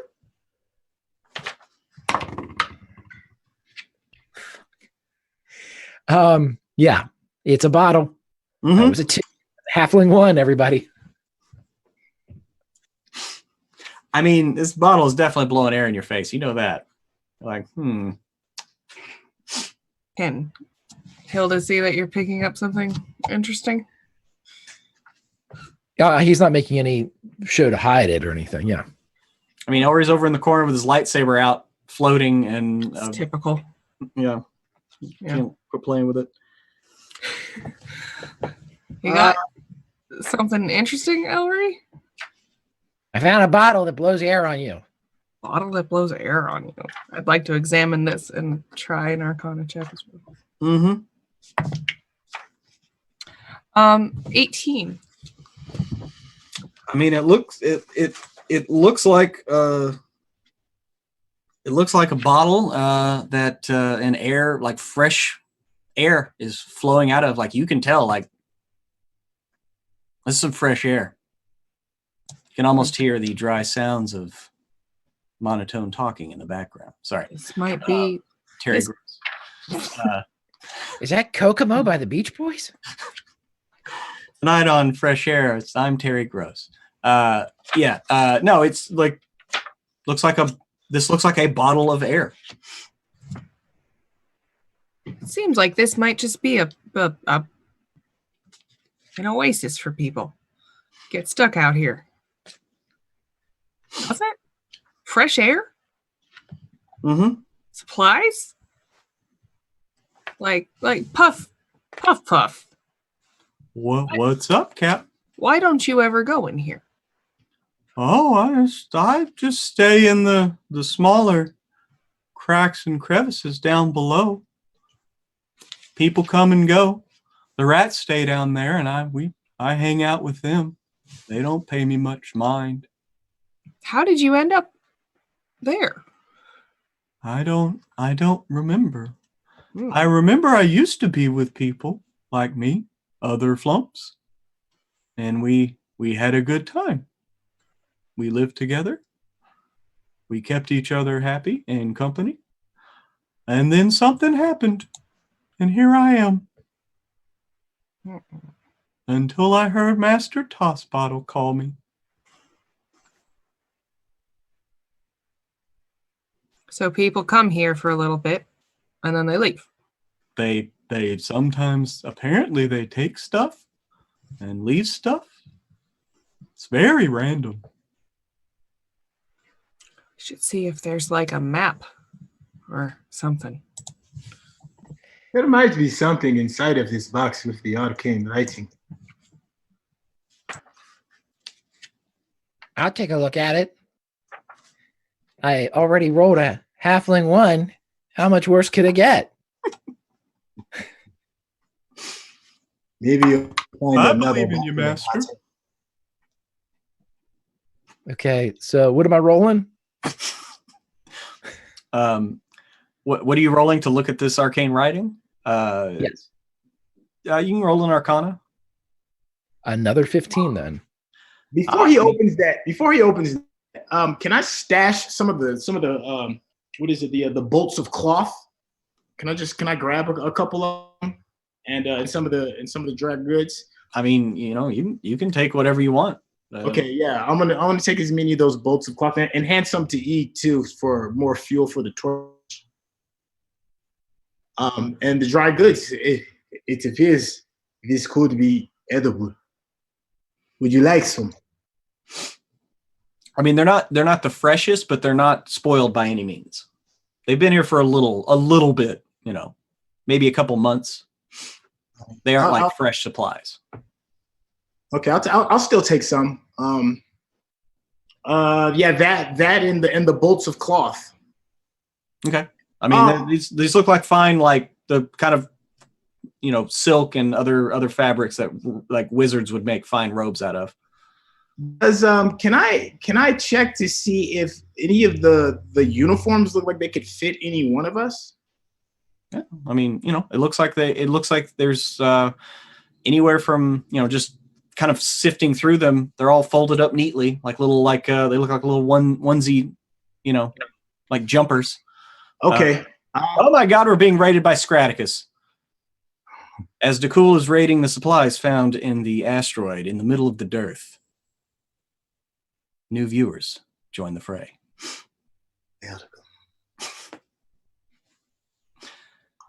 Yeah. Okay. So my move, I would try and find something that would fit any one of us. Just grab a uniform. I guess just one. I don't know how much. Yeah. I mean, they're all kind of like onesies that have it's very elaborate, like metal construction. You've never seen it before. Looks like it just kind of knits itself together as you move this this manipulator up and down. But there's like little jumpsuits. But yeah, you find, I mean, there's enough for, looks like they're in various sizes, maybe like 3 sizes, kind of a smallish, kind of a largest, and something in the middle. Maybe we should take some of this. Who knows? You could always have some new pajamas. Sure. Yeah, so I'll just hand out the food and the uniforms to everybody. We just kind of make it. If you guys want to accept that. Okay. E, you notice from one of the cracks in the wall, you see what looks like light kind of peeking out from the crack.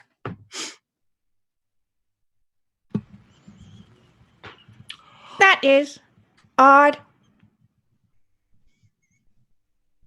There is light or a light source somewhere on the other side of this wall. Oh. Uh-oh. I think that they're coming. They sometimes glow. Who is coming? And all of y'all in your heads, you kind of hear like a fevered, like, it's not talking, but kind of a squeaking.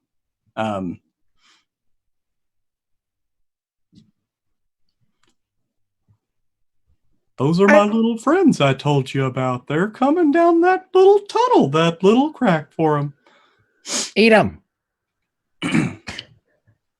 Well, I'm already kind of nibbling on their residual mental energies, but I'm already kind of full from that friend you have on this ship. She's powerful. Okay, well, what about the other two? Puff Puff, you're full. What about you, Give Give? What about you, left-hand side? Can you guys do something? Oh, yeah, I think I can. Mm-hmm. Oh, yeah. Mm-hmm. Oh, and you hear the sounds of, like, mental eating. And y'all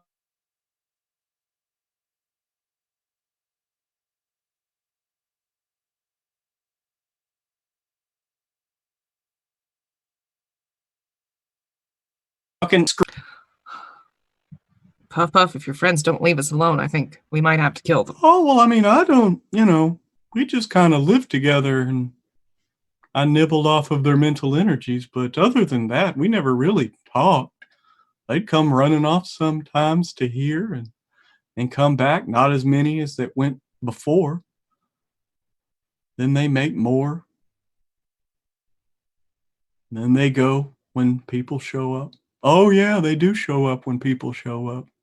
I'm sorry. I guess I just didn't want to spoil the surprise. And it's with that, the first of these rats comes out of this tunnel, and just one comes out and like looks around at all of you.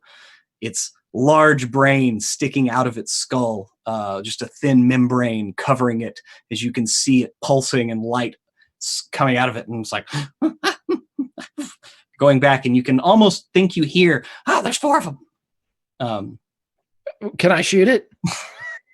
Give me an initiative, because it yeah, let's do a quick initiative. It's pretty good. 19. Yeah, you go. Yeah, it starts to turn around and it's running back towards the. He flips the copper wire as he pulls his gun out, and he will say to the rat, "Stay in your hole. Don't come out. or we'll kill everyone.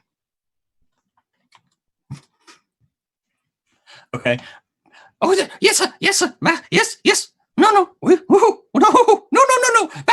Back. And you just hear that as it hits the word count, and then it stops as he's kind of screaming back. And the light dims. It doesn't get any brighter as it was just kind of glowing and growing in luminescence, but it retracts a bit, but does not go away.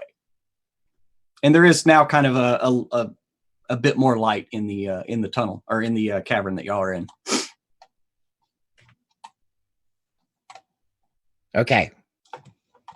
He's going to keep his gun trained Red Dead Redemption 2 style, on the crack, just in case. Okay. I think we've reached an accord. Okay. And your Flump hover chair kind of moves you over into a better position, so you're just kind of trained on the cranium rat hole. I just wanted to just put this up, just so you know, Pruitt, in case I forget. Yeah. The Flumph hover chair is maybe my favorite thing that's ever happened in Dungeons and Dragons. Go ahead. Okay. The Flump Boy 5000. I don't know. We need to come up with a good name for it.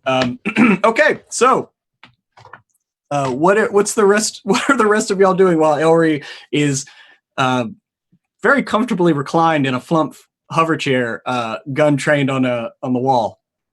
Dakul is gonna back away from the wall towards Elry and his floating nutsack, and ready up. Okay.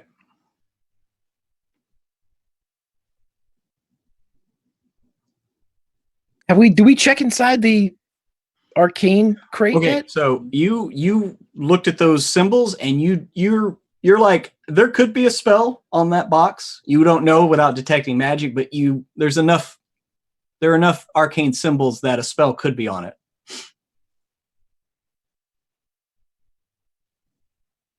Well, we still have Castor to waste. Maybe we could bring him in to read something.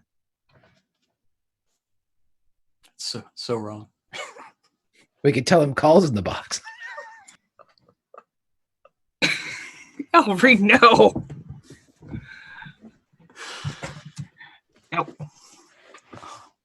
Wow. What hurts? Oh, I'm sorry, too soon. Oh, respect. What happened last episode? Disappointed in Elry. Wow, man. All right, y'all talk about your next step. I gotta go get a beer. I gotta pour one out for Cole. Yes. Yeah. We gotta get this thing open. Do we? Could we just open it? I mean, the rest of this place has been fairly benevolent. I mean, I'll do it if everybody's concerned. Well, I'm definitely concerned. That is why I'm stepping back by the nutsack. I do not know whether it is wise to try to open it without knowing what kind of protections are on it. It could be potentially dangerous. I could have Han open it. It could still have a radio effect, however. Me and my Flump friends can stay within danger close distance. And by that, I mean they can, and I will be acting via them, through them, to increase my range for Han. Out of curiosity, were you able to control those rats? Did they listen to you? I heard them, and then I just said, "Don't come out or we'll kill you," using my message. Seemed to work. That is interesting. What about your little floating bodies? Can they talk to them as well? Probably. They never seem to want to talk to us. Well, how about we ask them what's in the box? Who was here? Any piece of information. Puff, puff, what's in the box? Well, I don't know what's in the box. Like I said, I never came up here. All right. Who wants to volunteer to get their arm blown off? I'll do it. And that is why I follow you, Captain. You are so brave. I'm just bored to cool. Fuck it. Let's open this thing. All right. Oh, the way I you like cook. I like the way she thinks. I'll just be over here. You guys, let me know if He's going to get 31 feet away. Okay. So, or you move halfway across the cavern, and your 3 flumps are like, I'm gonna cast guidance on myself in case I need to duck out of the way. okay. I will move in the direction of the entrance. I'm assuming that's where it is, or if he's on the other side. Yeah, a good safe distance. Yeah. Mhm. Yeah, because we have a box canyon or box tunnel, right, that we're dealing with. So there's only one real way to move back. Yeah, I mean, it's like I said, it's kind of kidney bean shaped, and y'all came in on the small side, and y'all are over in the large side, so you're just kind of moving Okay. back. Yeah, he will. You know, he can use his mage hand to open it up if you don't want to be that danger close. It's totally up to you. I mean, it like I will say this: it is nailed shut like all the other crates. Just so you know. What did we Han has a lightsaber. A saber. Photonic cutlass. Could we drag it out?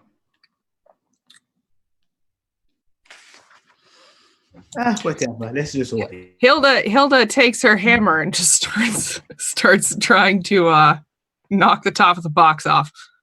Okay. All right. Yeah. I mean, you have a sufficient strength, like, 1 or 2 shots, and you pop the top off. Yeah, I'm gonna need a dexterity save.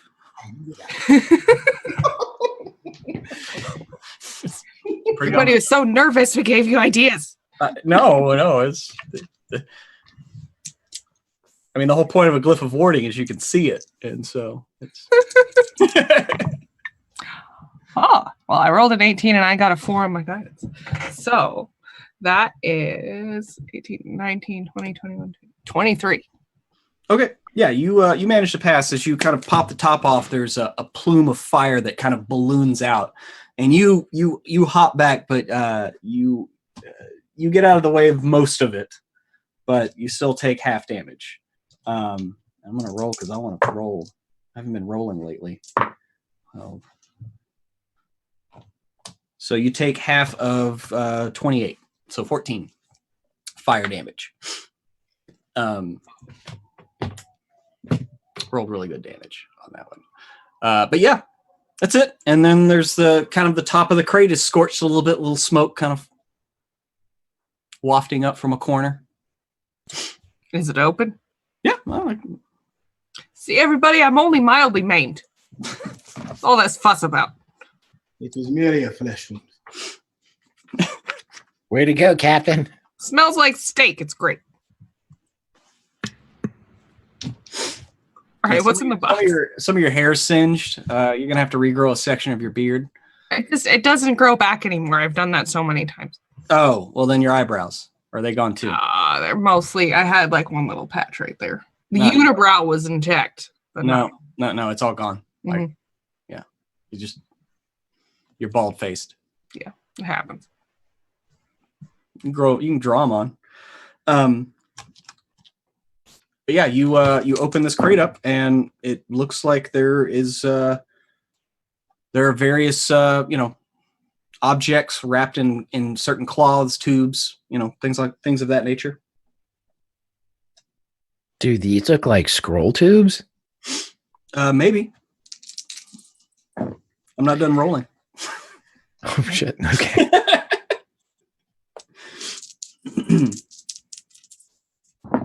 Mm-hmm. There is a scroll tube in there. That's a scroll tube. You definitely see that.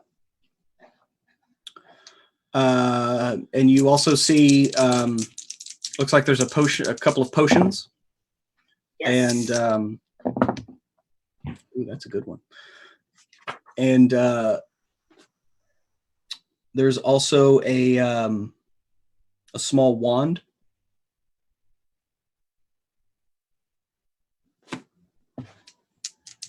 This looks fantastic. And a pair of boots.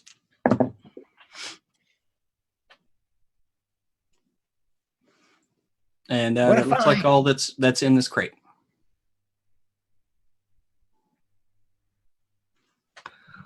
That's fantastic. Let's. So you have this 6 crates of stuff that you've all popped the tops on and pulled out bolts of cloth and clothes and there's some food strewn about and yeah. Is that it in this room? There's nothing else? That looks like it. There's no.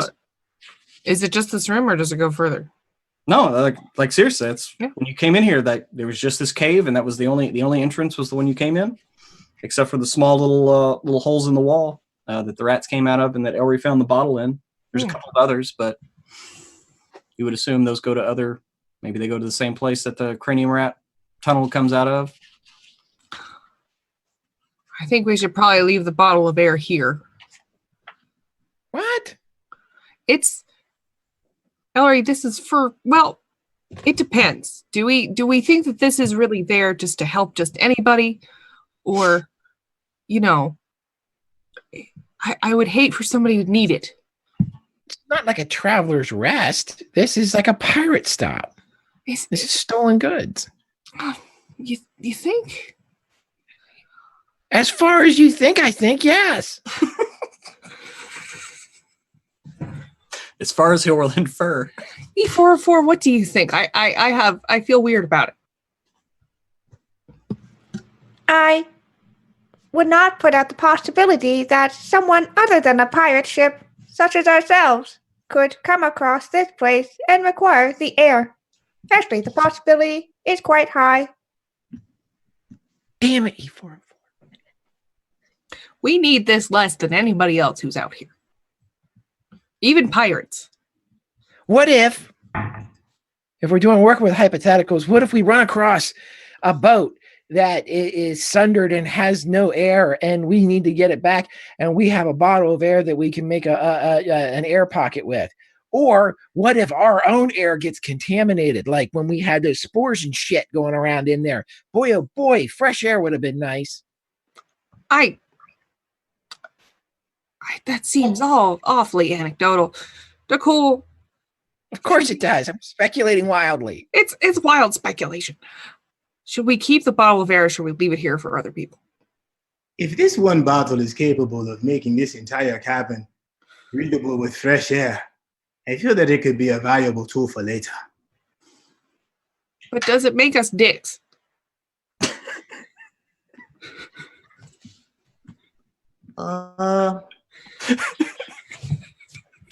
That's the eternal question, isn't it? Does this make us huge dicks? Concerned about this on a regular basis. Of course not. Well, we've already burned up the mattress of the person who was here before and blew up his box. I don't feel that stealing his bottle is going to make us any more likable. Well, that's depressing, but it's true. If everybody else thinks we should keep it, let's keep it. Yes. You make sure we grab those silks. I like the blue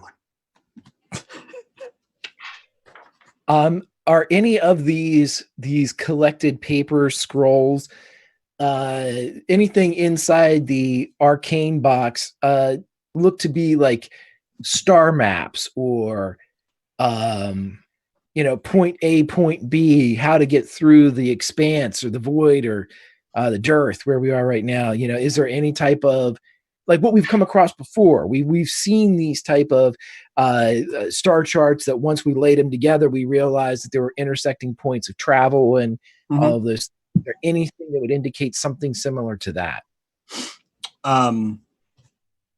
Not in this booty that you just found. No. Like this is just looks like it's just is from the Magate Acadium. How it got here, you're not sure, but that's all that what you just found is, and you don't find any other kind of markings that would indicate to you, you know, like normally like you like thieves' cant, stuff like that written on the walls. Right. Yeah, you don't see those usual signs here. Okay, here's what Greg is thinking, and Elry's thinking the same thing, only with more sarcasm. If this is in fact some part of this piratey trade route that they've been, you know, shuttling back and forth and everything with the flares and everything, if they made it this far and this is a way station, there's no way that they're going to just be mindlessly adrift in this point, because all this shit's moving. So they're going to need to have some way to focus where their next leg of the journey is going to be, especially if these heavenly bodies have adjusted since the last time. You know, if it's an asteroid, it's going to move. If it's something else. So Elry is thinking that there's got to be like a chart, a sextant, something like that, that would be kind of left here to earmark or guide to the next leg of the journey. And that's what he's looking for. Okay. As far as that you don't seem to find anything like that in this room itself. I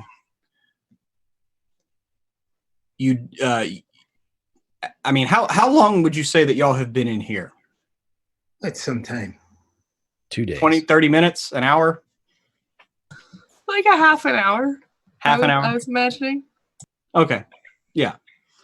You know, I will say this, your Flumphs, Elry, kind of like perk up a little bit, and like Puff's eye stalks kind of turn and look.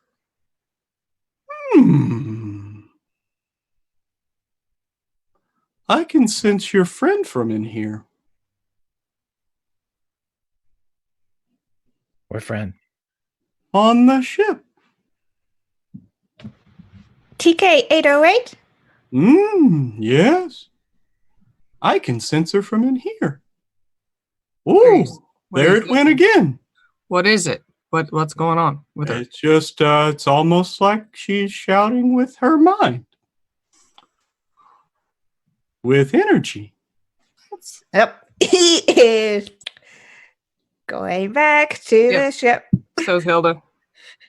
Plumptron, form chair. Okay. And the, you know, we could get in a wedge formation and move faster. Do it.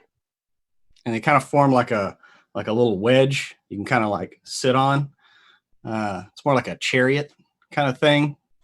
And they kind of and begin tootling Form away. wings and feet, and I'll form the head. We did get everything out of the box, right? I just want to make sure I'm not leaving anything. Okay, there's 6 large crates full of stuff. Like, there are only 4 of you. Uh-huh. I mean, Tensors, E404, let's load this shit up. okay. I mean, no, I know that y'all had the capability, but nobody said it. And so, I mean, you could easily fit all this on a Tensor's floating disk. Yes. So y'all load that up, and Elry astride his wedge of Flumphs begin, you know, heading out. Tensor's floating disk in tow.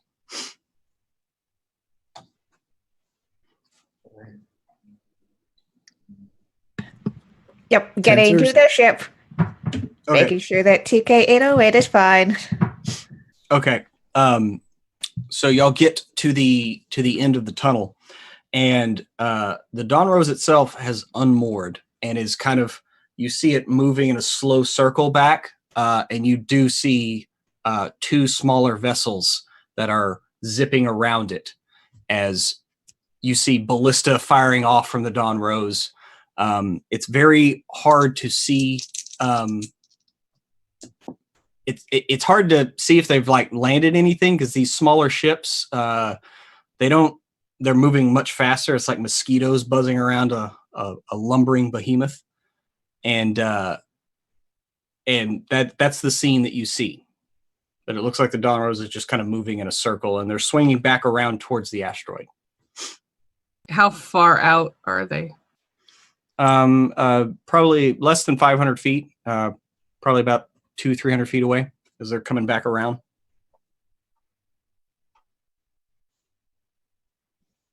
He's got some. E404. How far can you throw me? I do not know if it is wise to throw you.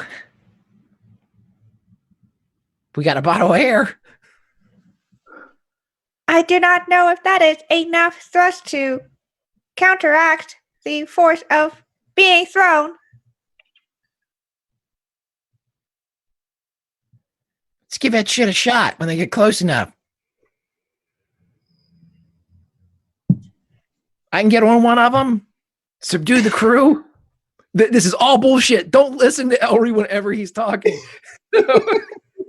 We can take you out there if you want. Maybe not as fast as you like. Just get me within 30 feet. Puff, puff, give. Left-hand side. Let's go. And they begin tootling out. See, I see, honestly, Elry, I see Elry like standing on them like riding dolphins and holding on to Puff Puff's like tentacles as they're being like tugged along. Sorry. Anyway, yeah. He would look back at Hilda just for like, he's not moving fast, I'm assuming. He's going to look back for confirmation that it's okay for him to do this. 30 feet around. She looks at you more seriously than she ever has in her life, and she gives you a little like Iceman, like do it. You are dangerous. Okay, so let's do it. Okay. You begin tootling out. And like I said, the Dawn Rose is swinging back around. And these two ships, it looks like one of them has seen you. And can I do this real quick? Go for it. Oh, wait. Pruitt, bullshit incoming. If E404 can knock off all of the crates and leave them by the opening there, somebody, either E404 can jump on the tensors, or DeCool and Hilda can jump on the tensors, and Puff Puff Give and left-hand side can take us all to one of the ships. This is true. Yeah, I'm with it. Hilda would do it, but she doesn't want to leave E404 alone. He had guns. he does had have an arm cannon. You've got guns. He had an arm cannon. They're fine. Hilda will give E404 a hug and a kiss on the metal cheek before she goes. Mm-hmm. You have to lean down for this to happen. You're growing up, honey. I do not grow. I am always this height. It's an idiom. It's an idiom. Yeah. Delcool's gonna sheath his sword and bring out his bow and ready it. Okay. What it is you're doing, I think we're gonna need some help. Okay. So E kind of takes the crates off as DeCool and Hilda jump on, and Puff Puff Give and left-hand side begin setting out into the vast unknown at 30 feet around at a breakneck speed for a Flumph.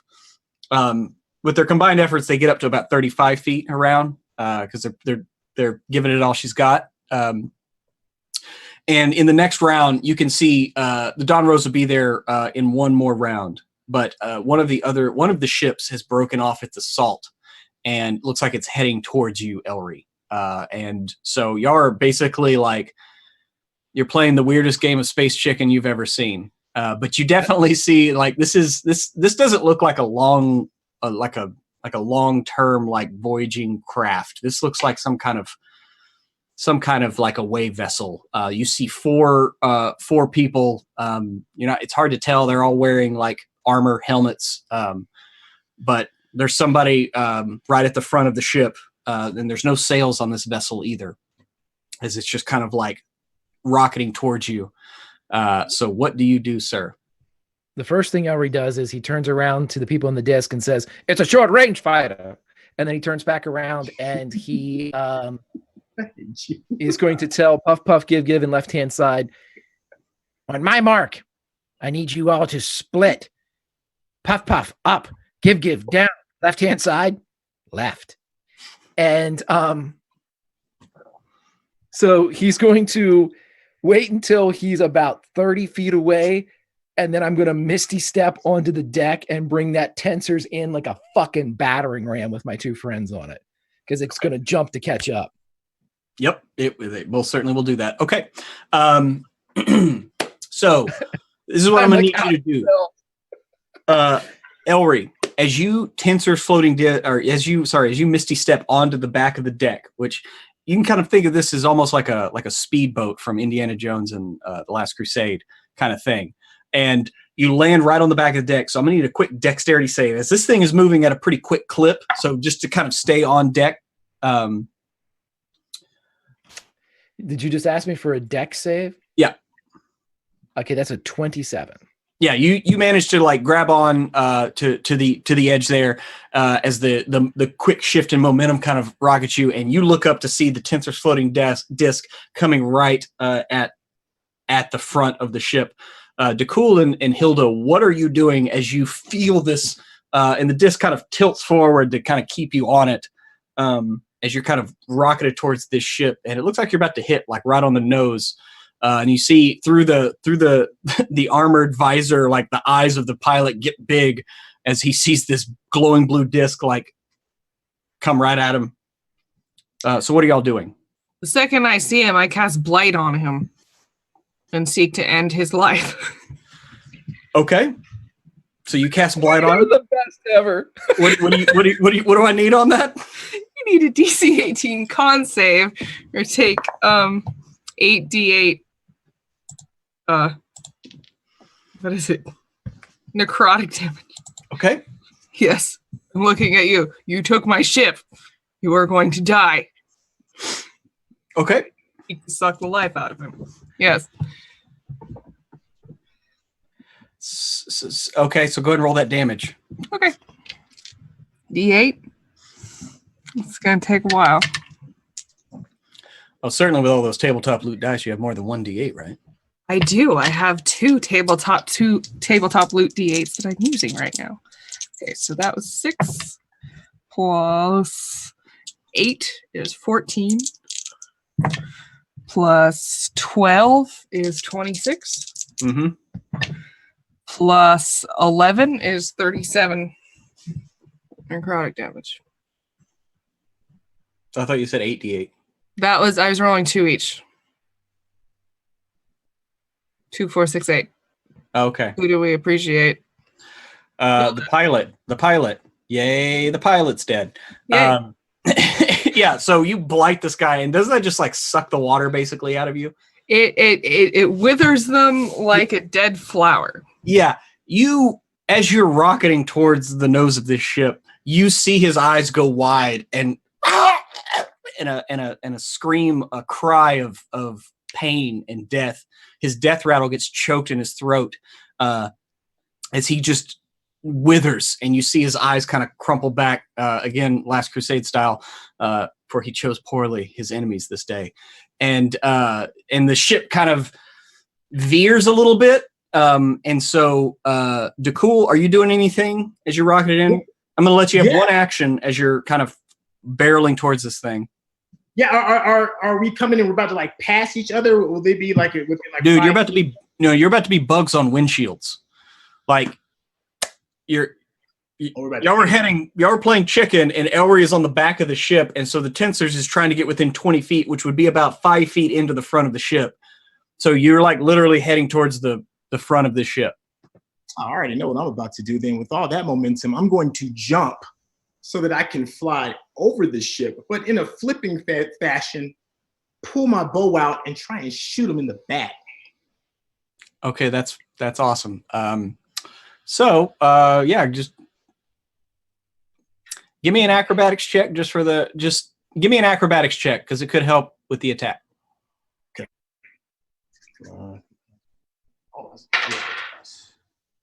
It's 23.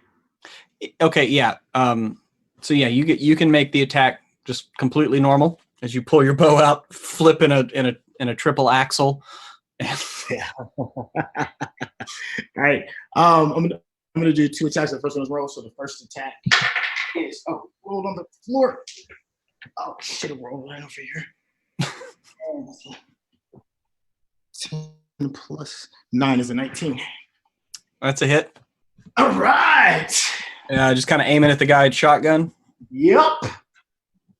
And that's going to be 10. So the damage on that is 6 and 7 is 13. Okay, so that first one's 13. What's the next attack? The next one, and then he just, after he fires the first one, he's like automatic. The second arrow comes right back. Fletching's pulled. A light kiss on the end of those feathers. Oh, hell yeah. What's that? 15 and 9 is a 24. Oh, yeah. And that one is 4 and 7 is 11. And okay. And the Kinsey shot deals 1d4. Yeah, an extra d4 per. Yep. Okay.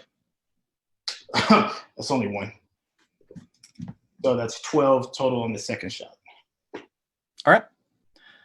So yeah, you put 2 arrows in a guy, one in his leg, one in his lower side, and he's like, and he's like, as he was kind of reaching for like it looks like a hand crossbow at his waist, and you go flying over. You manage to catch the back edge of the ship, kind of near where Elry landed. Hilda, what? You were on this tensor floating disc. You see DeCool jump off right at the last second. What's your plan as far as boarding this ship? She can try to make a little hippity hop, but realistically, she's probably just gonna like spill all on the ship. Okay, give me an athletics check, just to see if you maintain your composure and grace. 14. Okay, yeah, you managed to kind of land on the front of the ship, right in front of where the helmsman was. Looks like where he was piloting the ship. This ship has kind of looks like kind of a normal, like it has a wheel, like an actual like ship's wheel, and a couple of levers on either side of it. But the pilot itself, you can smell his dried husk of a corpse as he's kind of slumped over, pull the wheel to the side, and it's kind of the ship's in a slow turn now. And we're gonna keep these. It's gonna be great. And now you're all on the ship, so let's get an initiative. Got an 18. 17. And 11. Okay, so and E, go ahead and give me one. That will be a 12. Okay, so it's Hilda, Elry, E, DeCool, and then me.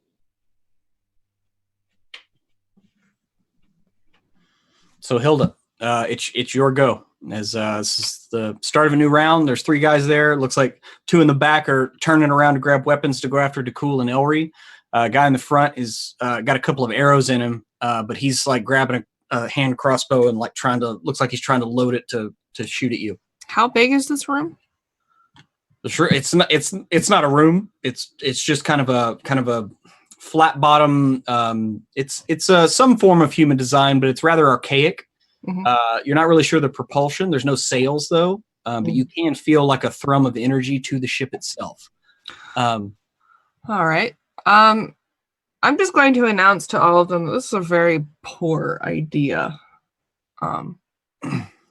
What they're doing, and then I'm going to start murmuring the rituals I have to cast spirit guardians in this small space that I can make it, I think, bigger than this whole room. So yeah, I mean, now that you're on it, the craft itself it's not even 30 feet long. It's like about probably 20-25 feet. Well, then they will see a bunch of celestial beings with nothing to do on the outside of the ship, as the ones on the inside do like a murder bit, like like at the end of whatever fucking Star Wars movie where Darth Vader's really cool and that's the only cool part of it. And I can't even remember which movie it is because they all run together and it's meaningless now. But that's just me. Rogue One was pretty awesome. I'm sorry. It was pretty awesome. Is that the one that it's in? Yeah, and then Darth Vader's at the end. And Yeah, Darth Vader's is the coolest part of that kind of movie. the It was a good coolest movie, but he was the coolest part. kind of And, the coolest thing that Darth Vader's ever done. Kind yeah, of. yeah, pretty much. So yeah, that's what they're all gonna do. So. Hold on. My favorite was the offhand, like no look swipe at the guy that he pinned to the ceiling. That was the coolest part. Anyway, sorry. My favorite was the rebel officer who got the closest to saying the F word in Star Wars when he looked through that crack and was like, "Open the fucking door!" Yeah. Okay, so you popped up a Spirit Guardians, so they all need to make a save, I take it? Yes, they do. They need to. I scrolled. I got distracted. Jim Davis has a crescent roll, I think. I got distracted.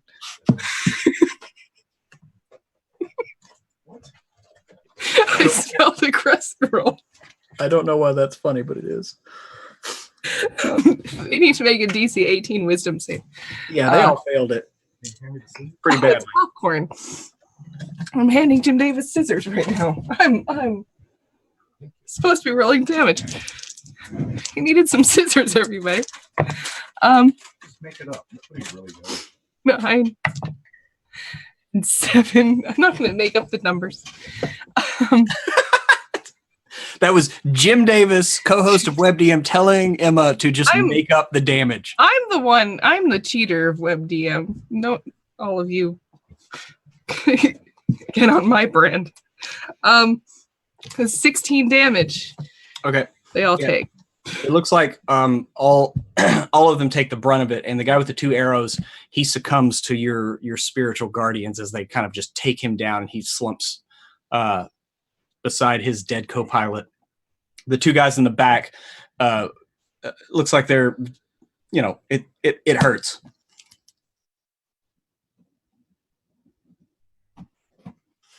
So that is you. You got any bonus? Anything else? Oh, I think that's it for now. Ellery? Is there anybody with Hilda where she is anybody close enough to be in combat with Hilda?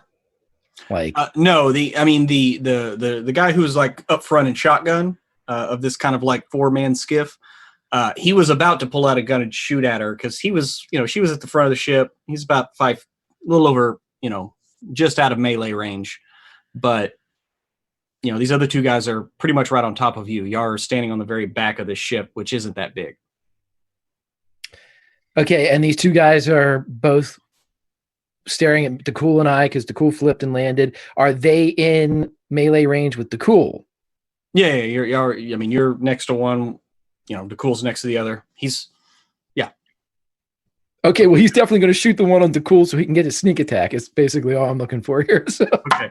Yeah, it looks like they're discarding like heavy crossbows and pulling melee weapons to get into melee.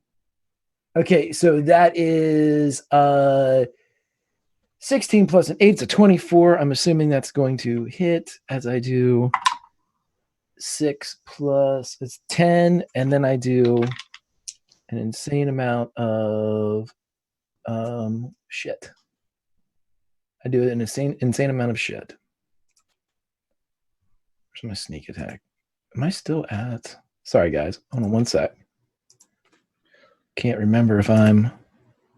Yeah, 5, 6, 10, 13. So what did I say? 13. That's 23 on one guy. 23. Okay. Yeah. You stab with your lightsaber. Shoot. Oh, you're shooting him. Oh, yeah. Okay. Yeah. You hit him, and he like hits the ground, and he's like he could get up, but he's kind of just sitting there like, and he kind of drops his weapon. And the other guy that's left, hang on. Roll a 20 on his morale check. He he screams a curse and he won't go down. He's like a half orc. He's not going to be taken alive. Okay, so as soon as he shoots, he twirls the gun and turns it right on the guy that he's on. And because I have crossbow expert, I can fire again in the same round. So he's going to 12 plus 8's a 20, but this is only for 9 damage. Okay. So you do 9 damage to him. You just like it. Your shot puts a dent in his helmet, and he rings his bell and he's and shakes his head. And E404. This skiff is kind of like you saw the whole event of them going at each other, and the skiff just kind of spins out of control a little bit, and it's like listing and like it looks like it's heading towards the asteroid. It's not going as full speed as it was, but it's still not breaking a lot of momentum. So you think it'll be on the asteroid, if not striking it within 2 rounds. Cool. But it's your All turn. right. It's within long range of your arm cannon too. You know that. Yep. Okay. I would like to shoot it, but I want to not like face on. If I can, I want a little bit of angle so that it's not going to just crash into the asteroid where I am currently stranded. Okay. Okay. So you just want to kind of try to divert it a little bit? Just a little. Like, so Okay. that's not coming straight for me and the crates that we left here. That's true. I understand. Okay. So yeah, give me again this is at long range, so it's at disadvantage. Okay. But yeah, we'll work out what happens. All right. With disadvantage, that's a 12. So 12. Yeah, you fire and you're trying to like kind of clip the front of the ship to kind of give it a little bit of a different angle, and it and DeCool and Elry, y'all hear as a bolt of energy comes flying, probably within about 3 feet of your heads, but kind of over the ship. The fuck? You have 2 shots, right? I believe so. Mm-hmm. Okay. You want to take another shot? Try it again. Okay. It's him. Him. That time it's a 16. 16. Okay. You managed to clip the front of the ship. And so you do make contact. Tell you what. I'm going to roll a D20. Just a straight roll. And I rolled a 16 as well. That's interesting. So yeah, you clip the ship and it's still heading towards you, but now it kind of goes into a flat spin. And so the 2 guys on the back, give me a quick dexterity check, acrobatics, just to keep your footing. Not a full dex save, but just give me an acrobatics to kind of keep your balance. 16. 26. Yeah, okay. Both of you are fine as you're just kind of taken off guard a little bit. And now the ship is spiraling and still heading towards you, E. DeCool, hit the ejection handles. I can't reach them. Eject, Goose! I can't reach you. Eject. All right. Okay. Yeah, so it's me. It's only one guy left, right? There's one guy, and y'all are spiraling towards the asteroid. You can definitely see that. You said he's an orc? I mean, Looks like he's a half orc. Like you can kind of see like underneath his helmet. I mean, his visor isn't covering his whole face, and you've been around enough half orcs. He's got the kind of the greenish tinge, grayish tinge to his skin. Yeah. All right. Has he been hit yet by anything?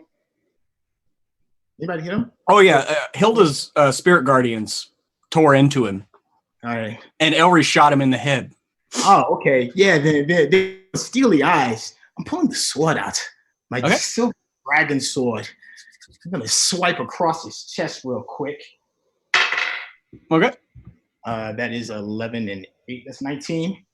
19 is a hit. All righty. And that is, oh, sorry, my other. Oh, there it is. I got you, baby. You couldn't get away from me. That is a 6 and a 5. So that's 11. 11 points of damage.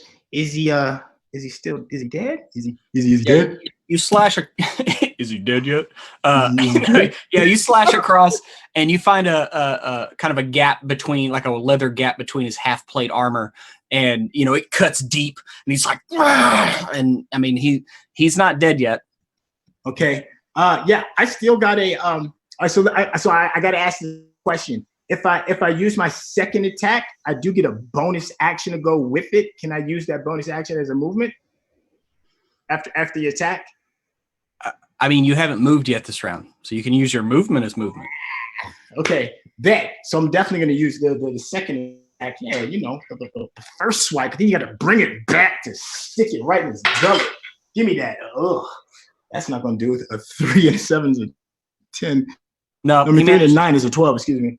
Yeah, he manages to kind of he doesn't have a shield, but he has like his left arm is like more heavily plated, and he kind of gets it in the way, and it ricochets off of his gauntlet. Fortunately, because of the spinning motion, it gets my bonus attack. The unarmed. First attack, second attack, and this is the bonus attack. Okay. Unarmed with the spinning back fist, so that's 6 and 9. 15? A 15 does not hit. Oh, damn! You kind of like punch with your fist, and you catch him right in like the full plate. Like you cut him in the half plate part where it's like leather between the pieces of armor, and you punch him right in that, and he's like, and then he is torn asunder on his turn by Hilda's spirit guardians because he did not move out of them. I didn't even roll. He had 3 hit points left, so I know okay. You had at least 3 d8 damage. So yeah, he's like laughing at your fist, and then he gargles and also his friend who was trying to surrender. Yeah, her spirit guardians descend on him and just rip him apart, and it is back to the top of the initiative with Hilda at the front of this ship. That is spinning and careening very close to this asteroid that y'all just came from. What would you like to do? I would like to. Everybody's dead. All of the enemies are dead. All the enemies are dead. I'm gonna turn off Spirit Guardians and sit down but I'm gonna take the wheel. Okay, you're just gonna sit in the guy's lap. I'm gonna like kick his dusky husk of a body off of it first. Okay. You kind of like shove him out of the way, and like I said, there's a wheel, and there's like 2 levers on either side of the wheel. Right. So it's not even like a spell jamming helm. I mean, that there are many different types. This is not a typical like spell jamming helm. No, like that you would like invest imbuing spell energy in. No, Yeah. you know that this isn't. This is like some kind of. You're not sure what powers this ship, but you do know that. He was manipulating these 5. Yeah. Okay. Well, if we're in a spin like this, you're supposed to what? You're supposed to like turn with it or against it. I don't even remember anymore. What are you supposed to do? Hilda would know. She's very wise. Emma is not. I mean, on an icy road, you turn into a spin into it, right? Yourself. That's what I thought. Okay. So I've had to do this. I live in Vermont. Okay, give me an athletics check because you're turning against the momentum of this thing, and you literally, like, as you start to turn the wheel, you can feel the pressure of the inertia of this vessel in trying to turn this thing. I got a 13. 13? Okay. You managed to take some of the energy out of the spin, but it's not complete. Ellery, it is your turn. Okay. And so as you careen closer to this asteroid, it looks like we're gonna crash, right? It's one of those things. You got a mental clock in your head, and it's ticking down like 7, 6. Hilda's at the wheel. She's trying to turn the wheel, but she can't quite get it all the way. I'm assuming because of the rate in which we are crashing that the Flumphs are like way back there. They're Oh no, yeah, they're way. Y'all left them a long time ago. They did the freaking like Star Trek Starburst pattern thing, and y'all kind of went through the area they were. They got out of the way. They didn't get hit. okay. So I've got. If it looks like they're going to crash, this is a reaction. Elry would like to cast Featherfall on all of his friends so we can parachute out of. I'm assuming our descent would be nullified as the craft would crash. So Goose makes it to the ejection handles. Whether or not we die as we smack into the canopy, that remains to be seen. I leave it in your capable hands. Well, I mean, if that's what you're doing, then yes, y'all would be basically pulled from the inertia of the vessel as it spins and moves. That's how I rule Featherfall working in space. Yes. If that is what you want he's gonna yell out, Captain, you want me to get us out of here? If you can, I'm gonna try these levers if I can. First, let's try to save the ship. How fucking useful would this be? It's a reaction. So what I'm gonna do is I'm gonna hold it. I don't have to, but I mean the declaration is if it looks like we're hitting rock, he's gonna. So you're holding your action to do a reaction before you hit the planet, before you hit the asteroid. Correct. Whatever that. I'm burning them all to do that. Okay. Yeah. You can. I will allow that. It is E and then DeCool's turn. What do? E, you see this ship. It's not spinning as fast, but it's still spinning and it's still heading right towards you. I mean, like, as in, like, it might hit the exact crevice where you are. Yeah, cool, great. Is there anywhere to get the fuck out of the way? I mean, you could run back further into the tunnel. Or you could, like, jump out and try to run along the side of the asteroid away from the impact site. It's up to you. I mean, you do know that's how kind of gravity works out in space. Yeah. Think I'm going to go further in. Just going to run back into the tunnel? Just get out of, like... Okay. Initial crash zone, please. You try to grab any of the shit that y'all left I'm behind. going to grab a crate. Which crate do you grab? God, I don't. You want me to roll a d6? Magic crate. Okay. 6 is the magic crate, 1 is the silk, since that's the only 2 things that have been declared. I rolled a 3, so I'm going to say that you grab the foodstuffs.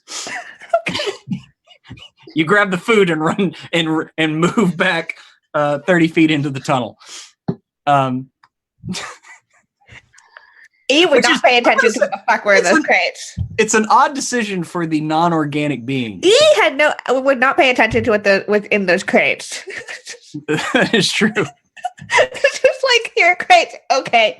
And they're not marked differently. Okay. Yeah, I mean the magic markings were very subtle. And so, okay, you grab the food and run back, get out of the way. DeCool, it is up to you, sir. What would you like to do with your action as you are hurtling in towards this asteroid? Elry is ready to hit the eject, and Hilda's barking orders to try to save the ship. I'm going to help Hilda with the wheel so we can turn it. Get 2 people. It's just one wheel, right? It's just one wheel. Okay, so go ahead and give me an athletics check, and since Hilda is already working on it, then you get this check at advantage. Yes. What's my I'm sorry. 8 and a nat 20. Fucking Grant. I'm sorry.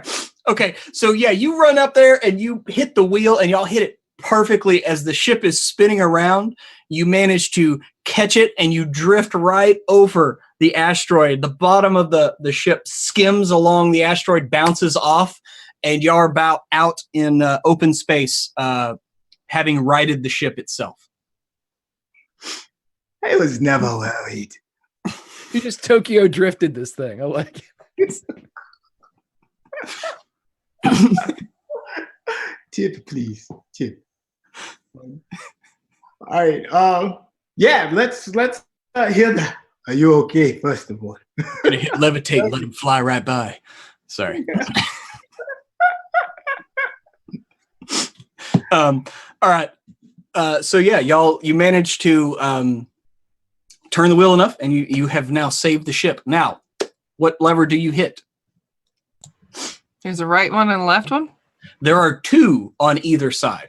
Are there any labels? No, there's not like labels on That's it. not helpful. No. Like I said, it looks like a very old ship, and maybe there were at some point, and they've just been like worn away with time and use. All right. Which one looks the most used? Or I can just roll a d4. They all look pretty well used. I will say that the outer levers look more used than the inner levers. All right. I rolled 1, so outer left. Outer left. Okay.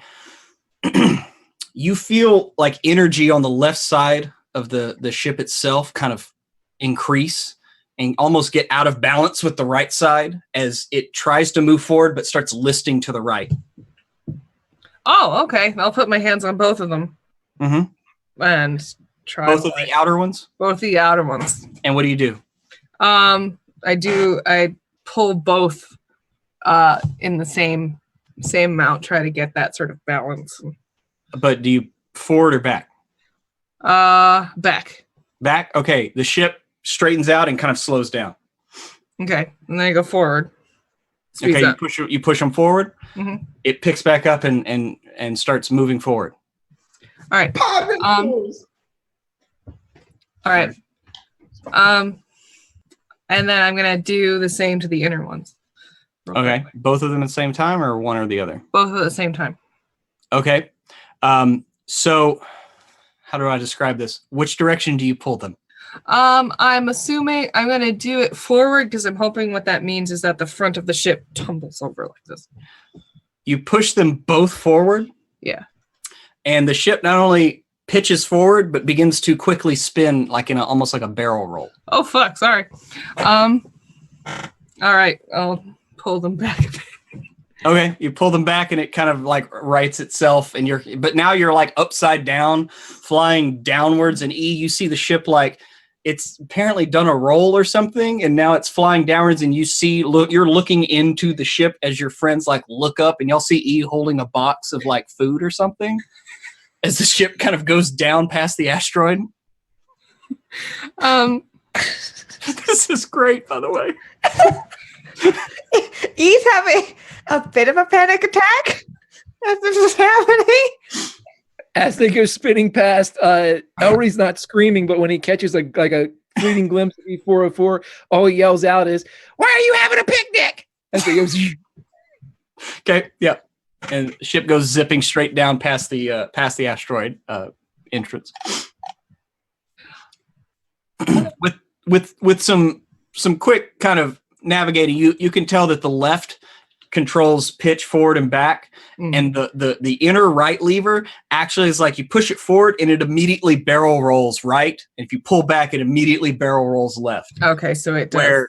It kind of rolls the ship, whereas turning the wheel just will turn the ship right left. So you have figured out after some trial and error that you can how to do this. Yeah, you can fly this ship around. Okay. Then I will fly it to E404 as quick as I can. All right. Yeah, you pull this little skiff up to the side of the asteroid as he's doing whatever he's doing in there. Having seen the ship not crash, we'll make it back out to the front. You put the box down. Okay. And y'all are all standing there. The ship, comes to rest, moored against the asteroid. But what y'all do see is the other skiff has broken off pursuit of the Dawn Rose, and the Dawn Rose is kind of making a slow circuit back to the asteroid. But the other ship is just like hightailing it into space, deeper into the dearth. As you can kind of see a couple of the members like looking back over their shoulder, like shaking their head and drifting off into the vast expanse of space. And I think that's a good place to leave off on this episode of Starward Bound as we come back, find some good things, find some bad things. That's the facts of life or something. I don't know. Anyway, so I hope everybody had a good time.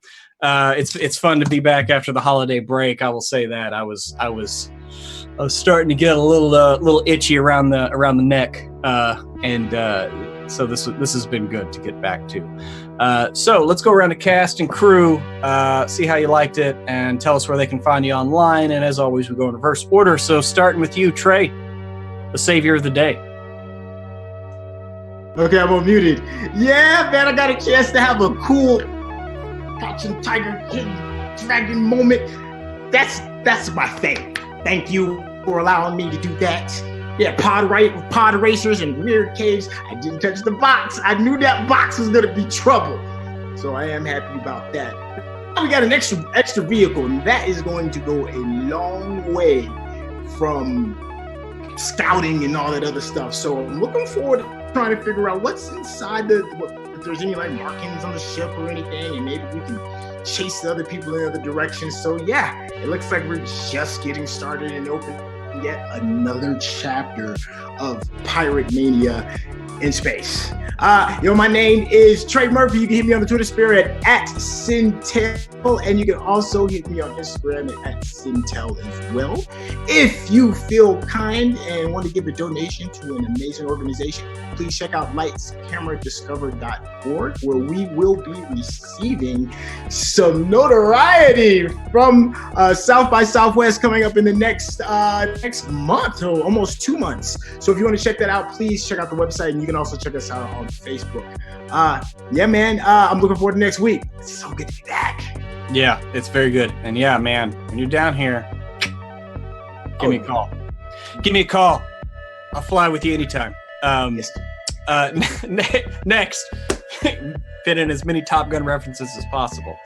The best damn wingman out there. Greg, how are you doing? Yeah. I had a blast. This is super fun. I forgot how much I've been playing a lot of serious characters recently, and Elry is my therapy.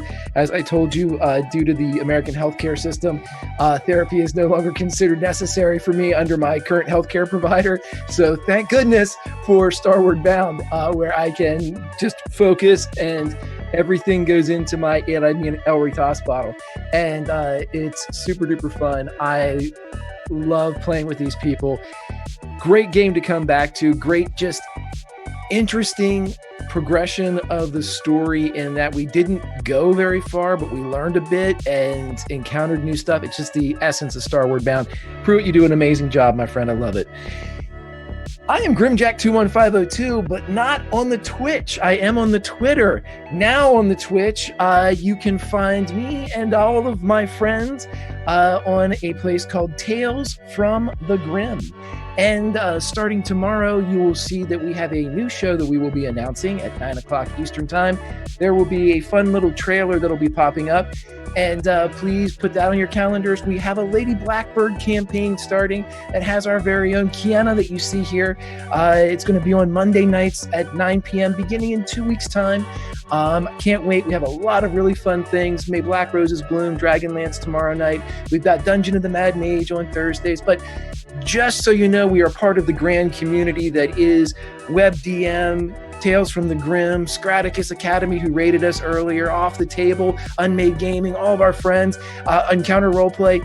Get together, go watch people, spread the love. We just, stories for storytellers. These people are fantastic. So if you would be so kind, join us for some stories. But until next time, whenever we fly with Elry Tossbottle and his crew, find yourself a Flumph, and we'll see you next Tuesday.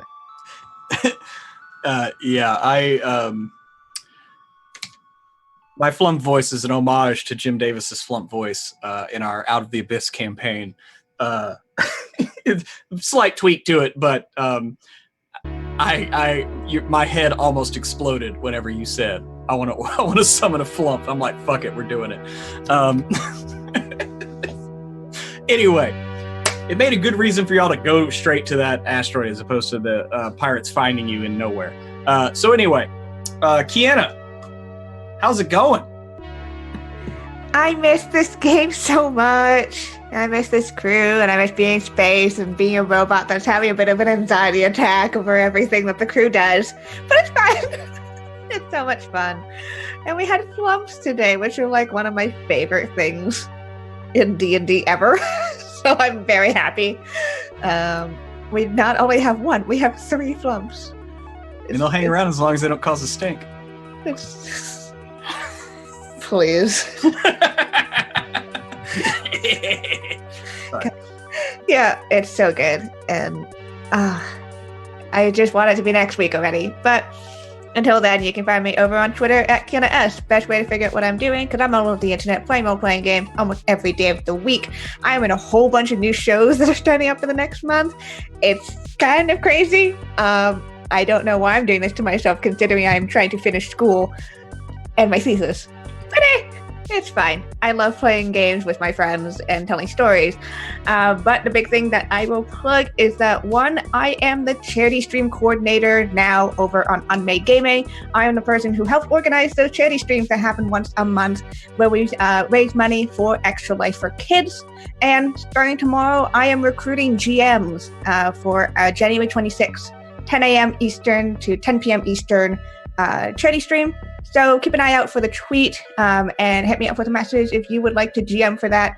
All new GMs to Unmade Gaming or any systems are welcome. So come have some fun for a good cause with some friends. So message me over on that. And of course, you can find me a lot on Tales from the Grim, the new branded stuff over there. A whole bunch of new shows over there. Super excited for that. And find us on Discord. Yeah, I think that's about it. Until next week, where we can sail back into the vast universe of weirdness and flumps. Yes. Oh my God. A flumps and men. And last but not least, Emma. Oh man, this is one of my favorite episodes ever. I think. Oh yeah. Yes, it I was. thought it was weird as fuck. I loved it. That's why it was weird as fuck. And there are flumps now, and of course we got ambushed again because we left the ship. But that's Starward Bound. That's what happens every time we leave. The ship gets attacked. I loved this episode.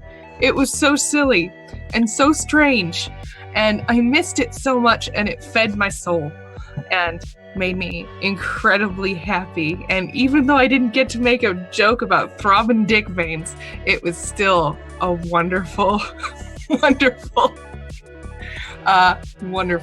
episode. I am Emma Lambert. I am the communications director for, thank you, Tales from Fandom.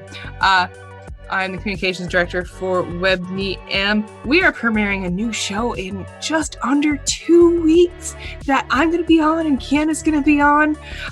The Lost Girls. We are going to be vampires in the 80s. It's bananas. It's going to be amazing. So We've got character art coming out soon. I'm so excited. They look so good. Week after next, there's going to be character art. It's going to be freaking amazing.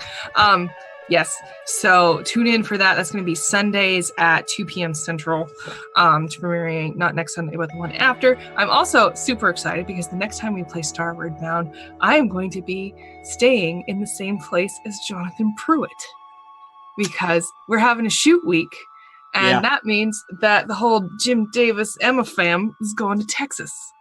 And it's going to be awesome. I can't wait. I'm going to learn all your secrets. You're going to tell me all of them, and you're going to be happy you did. My mind is like a steel vice that you can't get in. Yes, I can. Yes, I can. But yes, thank you. Love this game. Awesome. Yes, I cannot wait because yes, next week is the next shoot for WebDM. We're staying at an Airbnb and having a whole WebDM family retreat powwow, and we're going to PAX South. And if you want to go to PAX South, here's link. Enter giveaway. We're giving away 5 3-day badges. PAX South. Everything that our illustrious communications director just communicated directly. We will be at PAX South on Saturday and Sunday. I can't wait. Hopefully, we'll see some of you out there. Maybe we can squeeze in a game or two. I might have to try to fit in a Starward Bound episode to figure out how these Flumphs got out here, since we already know how the Zorn found their way around the dwarven ship that y'all found earlier in the last Starward Bound convention one shot. So anyway, that's going to do it for us here tonight. Thank you to everybody. This was one that I'll definitely have to write about in my journal to keep in order. Anyway, I can't wait till next week to see where this crew heads in the vastness of nothingness that they are in right now. But it does seem like they have at least an extra mode of transportation, though at what cost? And is anyone going to want that skiff back? You're just going to have to find out next week on Starward Bound. And until that moment happens, may the dice ever roll in your favor.